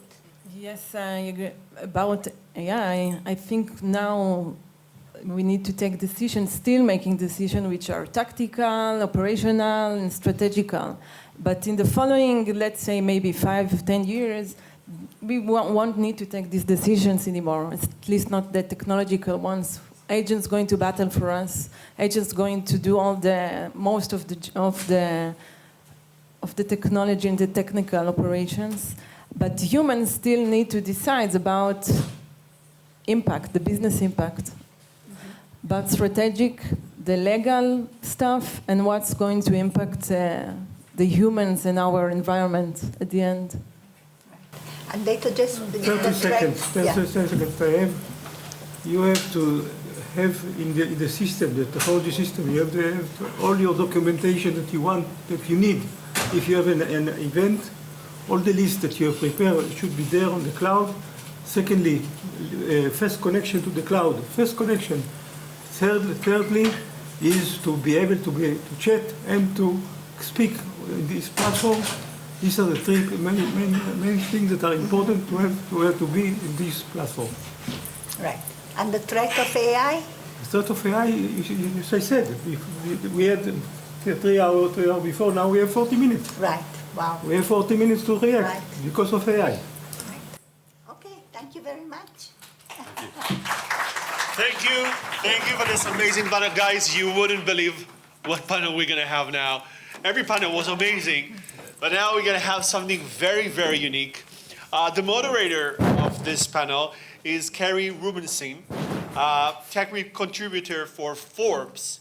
And now we have 2 of the most amazing investors we ever have in the cybersecurity ecosystem, and 2 phenomenal companies who raised a lot of money recently. So it's definitely going to be an interesting panel. We're going to have Yuval Ben-Yitzhak, a general partner at Evolution Equity Partners, amazing VC, and Natan Shulchami, a managing partner in Hypervise Ventures, an amazing VC, and Leonid Belking, a co-founder and chief technology officer at Torque, and Eyal Fisher, co-founder and CPO at Suite Security. Guys, it's gonna be amazing. Amazing. Amazing. Amazing.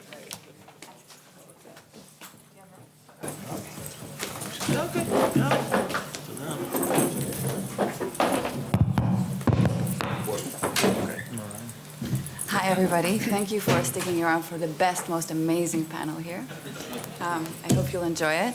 I'm here as an outsider. As you said, I'm a journalist, and I'm here to learn, first and foremost. And I'm very lucky to have these people I can learn from. Usually I cover everything that I feel like, innovations that I feel like can be game changers and trends that I think will shape different industries. And after covering many aspects of cyber, I think response is the most exciting one these days. I'm here to learn. We're going to turn this into an article, so people will learn beyond these walls everything that we're going to learn about today. So bear with me. I don't know the answer to the questions, but I'm here to learn. So we have these amazing panelists, investors and innovators, and I would love for you guys to introduce yourselves before we begin. My name is Yuval Ben Yitzchak. I'm partner at Evolution Equity Partner. It's a $2 billion cybersecurity and AI fund. I spent the previous 25 years as an entrepreneur, everything in cybersecurity, so we really like it. My name is Nathan Shuchami. I'm a managing partner with Hyperwise Ventures. We lead seed rounds in cybersecurity Israeli-related startups. And in my background, I was an entrepreneur and an operator as well, mainly cyber. I'm Elena Belkins. I'm a co-founder and chief technology officer at Torque. Torque, we are growing fast. I believe you might have heard about us. We are autonomous security operations as a company. And I do what these guys dream on, like about doing, but don't get to daily. Eyal Fisher, a CPO for Suite Security. We are a CNAP provider, but the next gen of CNAP, doing everything in runtime. Prior to that, many years in Unit A200, doing things that are... And by the way, each of you have amazing backgrounds in cyber. Yeah. You don't have the time to actually elaborate, but yeah, very impressive. So Yuval and Nathan, let's start with you, because AI-driven attacks are now moving faster than prevention can keep up with, it seems, in most cases. And it seems like response is like a strategic necessity at this point.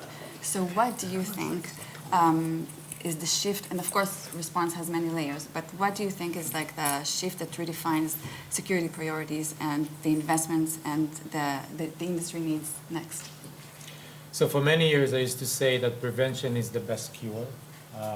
Focus on prevention. One?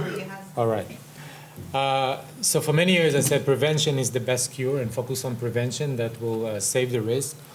However, this velocity of attacks, and definitely now with AI, that the bad actors are actually moving so fast, you cannot catch up and you cannot depend on the prevention. Runtime is getting more and more focused. It's quite important to have everything in runtime while you're still doing the prevention, but you cannot catch up. The moment someone identifies a vulnerability, you can just blink and all the attacks are now shifting towards that weakness, and you cannot wait until the fix or the prevention will happen. So runtime is super critical. So a lot of our investments are in the runtime side. One of the examples here is on Suite Security, and that's what we think is important. It's not saying not to do the prevention, but the need for runtime is just increasing. So it's mandatory for everybody these days? For everyone who needs to protect their IT, runtime is definitely mandatory. Okay. Nathan? Yes, so I'm positive many of you are familiar with the concept of security in layer, and prevention obviously is very, very important. Even before prevention, we can speak about educating employees, what they can open, what they can click on, installing patches coming from the various vendors that organizations are using is also a very good practice. Of course, prevention, but I fully agree that today, even with the best education, installing patches, having the best prevention capabilities is not going to suffice because of the speed. Indeed, attackers are using AI tools. So definitely runtime and also close to runtime incident, close to real-time incident response. And today, AI and AI capabilities can allow the SOC or the incident response team, because it's not a question of if, it's only a question of when today. If you can identify the attack as soon as possible, and if you can harness AI to increase the capabilities of the SOC or the incident response team that always suffer from a shortage of resources, then you can definitely identify the attack as soon as possible and decrease the damage significantly. Go for it. Okay, Eyal, you told me something funny. You said that you're called sweet because you're sweetening the life of the miserable CISO. So maybe that's part of the reason that you just received like a significant capital, right, to advance your runtime detection. Okay, sorry, you didn't hear the joke. So you make a very clear distinction between runtime and real time. So yeah, it's a little bit confusing. Yeah. So like real time is like related to timing. Okay, timing is like detecting in time, which is of course very important. But runtime is connected to the context. Okay, of what's happening in your environment. Without the runtime insights, the runtime intel that are in your environment, actually you are quite blind. All those are trying to identify what's happening in the environment by just scanning it. Without those runtime insights, are quite blind. They won't see processes. They won't see networking. They won't see identity. They won't see actually. They will see almost nothing. So it's not enough. So context and runtime are super important. Okay. So you're also making a distinction between security for AI and AI for security. Why is this like? Why are both important as like a new gold standard? Right. So AI for security is like the way to empower the way you do security. Mitigating or reducing the amount of false alerts by using AI, helping the users understand what's happening. All that is very important. By the way, we have like an LLM that reduces the amount of incidents that we bring to the end user, a patented one. But all that is... You had like an example about the bank. Yeah, all that is AI for security. Now, security for AI is a new region, like everybody has AI agents in their environment, and now you need to protect those as well. Now, I was talking to a CISO of a large US bank, and he told me about his, nightmare, okay? The incident that might happen, his nightmare is that some developer will deploy an agent to the environment. That agent has overprivileged access to sensitive data of the bank customers. Okay, now somebody can hijack the agent, can have like a prompt injection for that agent, and now that agent will exfilter out the data of the bank. Now, in order to detect it or protect that, you need to have like security for AI, and it's not enough to have AI for security. Got it. Okay, that's actually a very important distinction. Leonid, so Torque had a record-breaking quarter, from what I've written, from what I've seen, delivering nearly double the results expected. Incredible. So you've been here for 5 years. Why do you think your solution is now more important than ever? Impactful than ever. First of all, considering the late hour, I'll be a bit controversial in my response to wake like everybody up. Thank you for noticing about the record-breaking quarter. Yeah. We love talking about the business we bring, not necessarily the money we raise. Sorry, guys, it's important. But have you ever heard about a racer talking about how much fuel he put in the car? Probably less. I mean, maybe sometimes. Anyway, the idea is that. Yeah, with all the AI and so on, I think we can all agree with the fact that security is not something that you can put on autopilot, right? Maybe it's a good thing, by the way, because many of us are making good living out of the fact that There is no such thing as I'm responsible for security in the organization. That's it. I set the controls. See you, I don't know when. The operations, being able to respond, is always going to be there. Now, what makes it even more, let's say, relevant today is the fact that the attack surface grows in size, grows in variety. The speed of the attack grows, which means that if previously it was just a bad idea to go freestyling when bad stuff happens, nowadays it's not a bad idea, it's an impossible idea. You'll be out of job, and some people are. But how can you not do freestyling? It's like Sun Tzu, changing the battle is rapidly. won in the head of the general way before it begins. Quite frankly, incident response and tight security operations should be won in, as NIST SP 861 defines, in the preparation phase.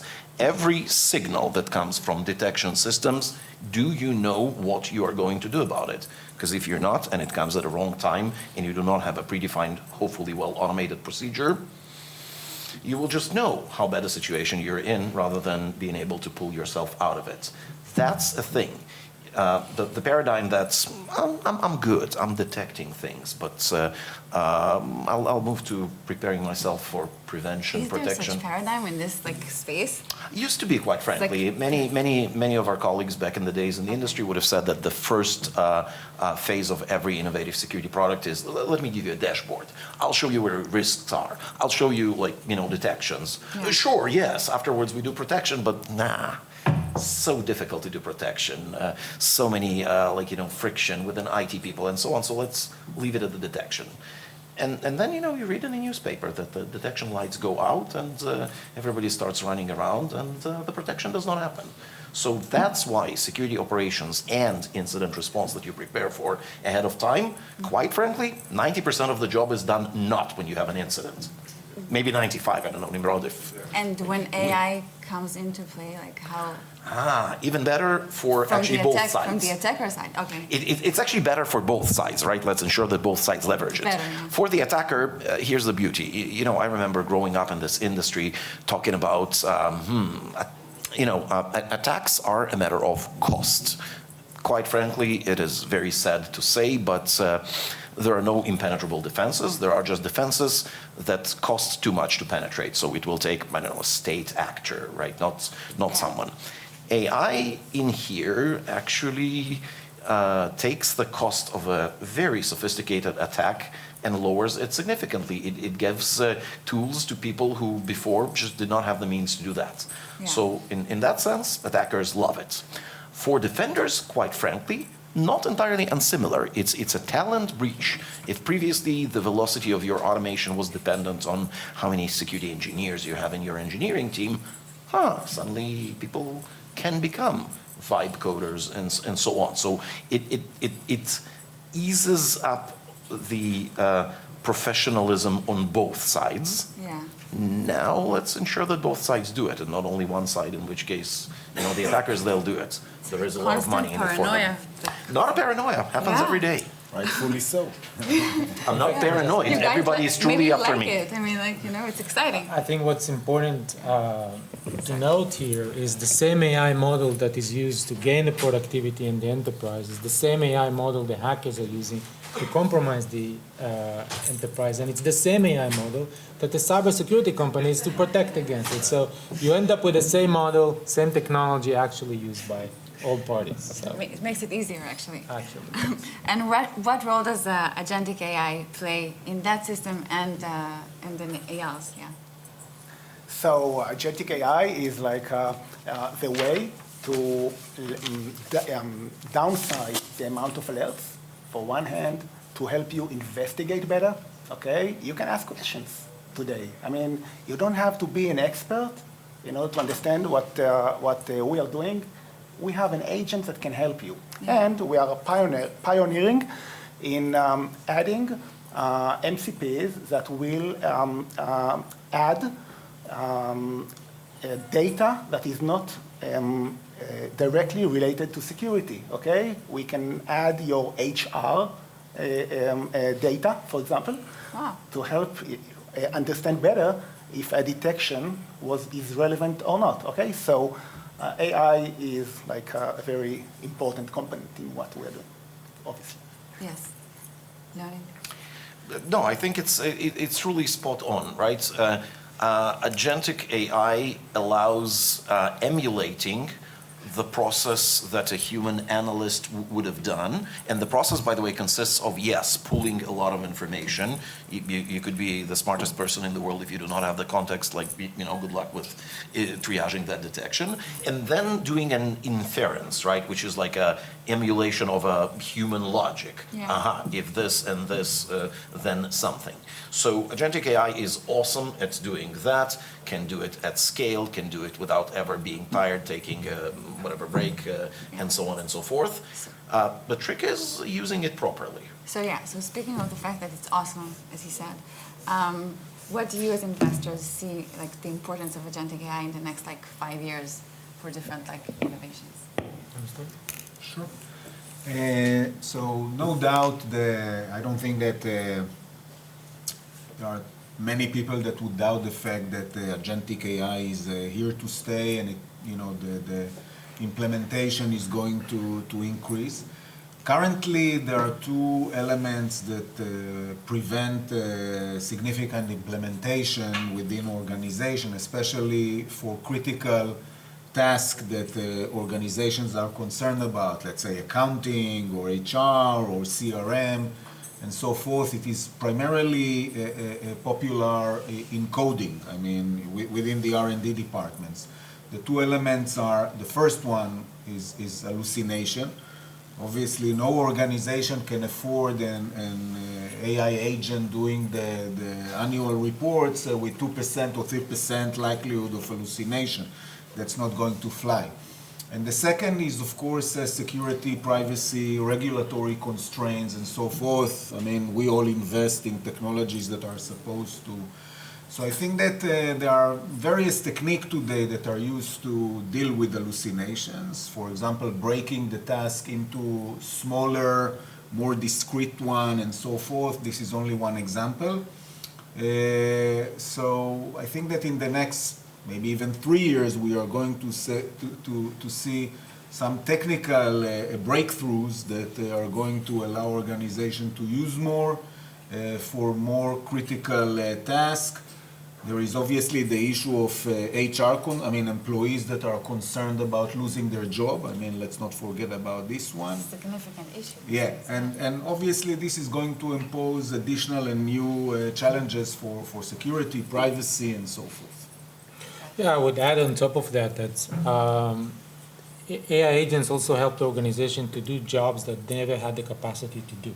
So there's a lot of things you wish you could do in your organization, specifically also in cybersecurity, but you never have a capacity, even now when you use AI agent to accelerate the work, as mentioned before. But there's a lot of other work, research, analysis, that you wish you had someone to do it. Now there is a lot of implementation of AI agents to do work that you never had the time to do, so that people can focus on doing their things, but the organization is learning from different research and different analysis that those agents can do.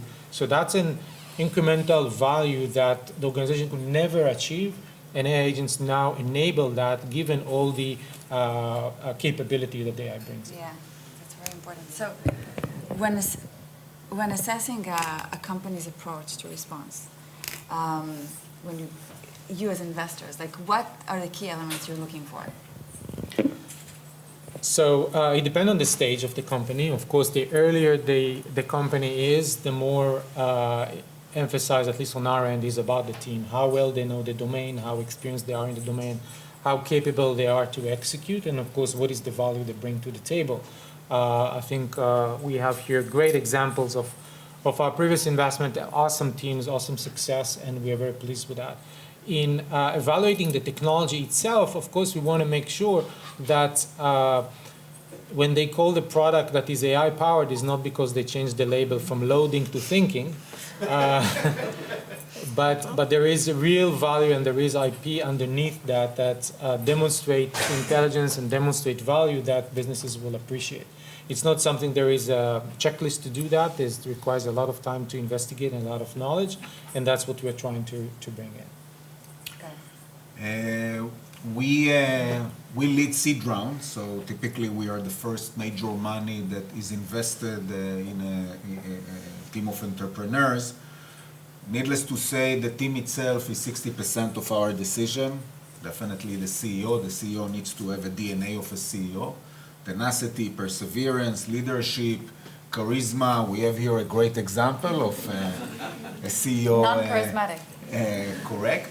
When it comes to the technical offering, and I want to narrow down my solution to the AI and agentic AI era, for us, the solution needs to solve a real immediate and material problem, but then it needs to have a high barrier to entry, technological barrier to entry, and it needs to be feasible.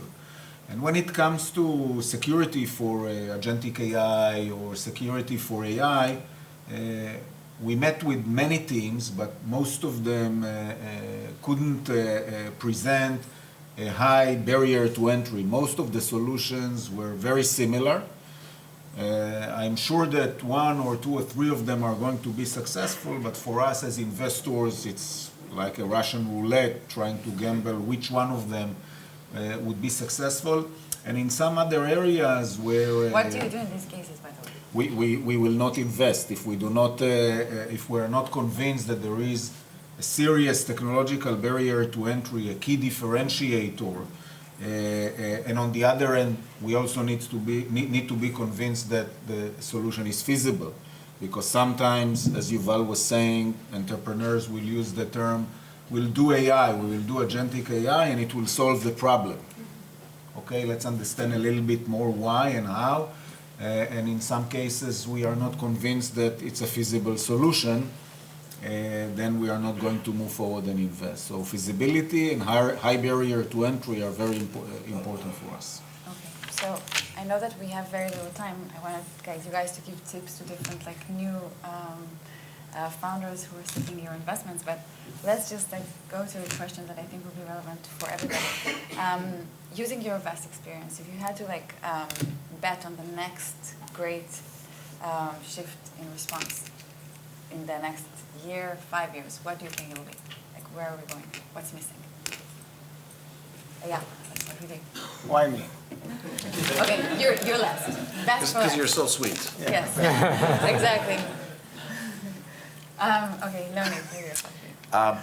I really think that it's about the speed of response, quite frankly, right? Because things are happening at the negative side of the equation very, very fast. And responding late is like not responding at all. You're just wasting your time. So the real, I think, missing thing right now, sometimes it's ridiculous. You talk to organizations who measure their mean time to respond to various types of events, which is first of all awesome, right? Knowing where you are. And then you see 34 minutes, like wow, in 34 minutes, a decently capable attacker would have a 15 minutes to spare. That's what they would. So seriously, speed of response, and that's again coming back to my preparation, putting systems in place, ensuring drill, and so on, because speed of response needs to be very, very much in line with the speed of attack. That, due to this pesky AI, is growing. So what are you going to do? I would just add to that, velocity, of course, it's important, but accuracy, it's another vector. AI models are actually statistical models, and we mentioned before hallucination. It's a big issue if on the response you're not accurate, you can put the whole business down. And improvements in AI models to make them accurate to response, it's a big of a challenge for everyone dealing with AI right now.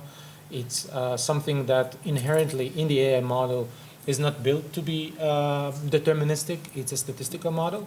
And over time, this will improve in making sure that you can accelerate the velocity while maintaining the accuracy. And together, I think that's what gives the value everyone is looking. I've got something for this one. First of all, absolutely true, but here's the deal. The human work that we are replacing here is not done by robots. It's done by humans. They're also very non-deterministic. They're forgetful, etc. So you're right.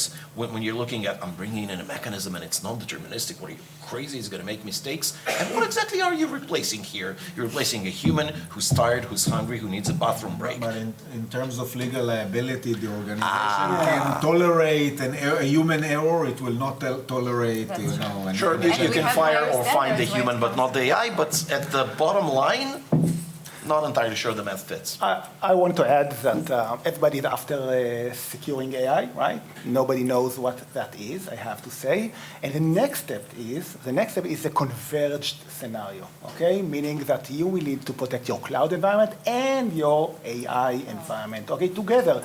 If you're doing it just like by siloed pieces, it's not going to be good enough. Interesting, yeah. Yeah, I just want to highlight 3 areas that I think are going to be interesting. Needless to say, the first one is AI. I think that trying to eliminate hallucination is a major challenge that once solved, I mean, it begs for additional innovation. Second one, I personally still think that endpoint security, there is a lot of room for innovation there. I mean, apparently every 10 years there should be a new wave of players with a completely different approach, not more of the same. And let's not forget quantum computing and everything that it brings along with it. Once there is a breakthrough, there are rumors, I mean, that maybe next year, 1 million qubit in a photonic computer. That's going to be very, very interesting, and its impact on the cybersecurity, encryption, decryption, yeah. Wow, okay, so we have something to look forward to. Okay, yes, sorry.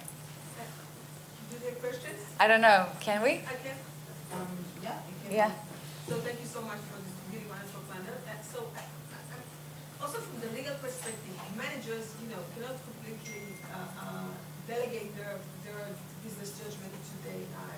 But my thoughts are there ways to combine AI and management discretion in a way that will, be more sensitive to the hallucination problem, for example, or use the AI. So use the AI for better management, but not completely delegate. Yeah, I mean, today there is a lot of a man in the loop. I mean, but the question is how you involve the man and how can you make sure that eventually it doesn't create more work than the otherwise. But there is a need for additional innovation here in order to deal with the concern from hallucination that can allow indeed the productivity that organizations currently are begging for. Okay. Thank you. It was very interesting. Thank you so much, everybody. Thank you. Very much. Thank you so much for a great panelist.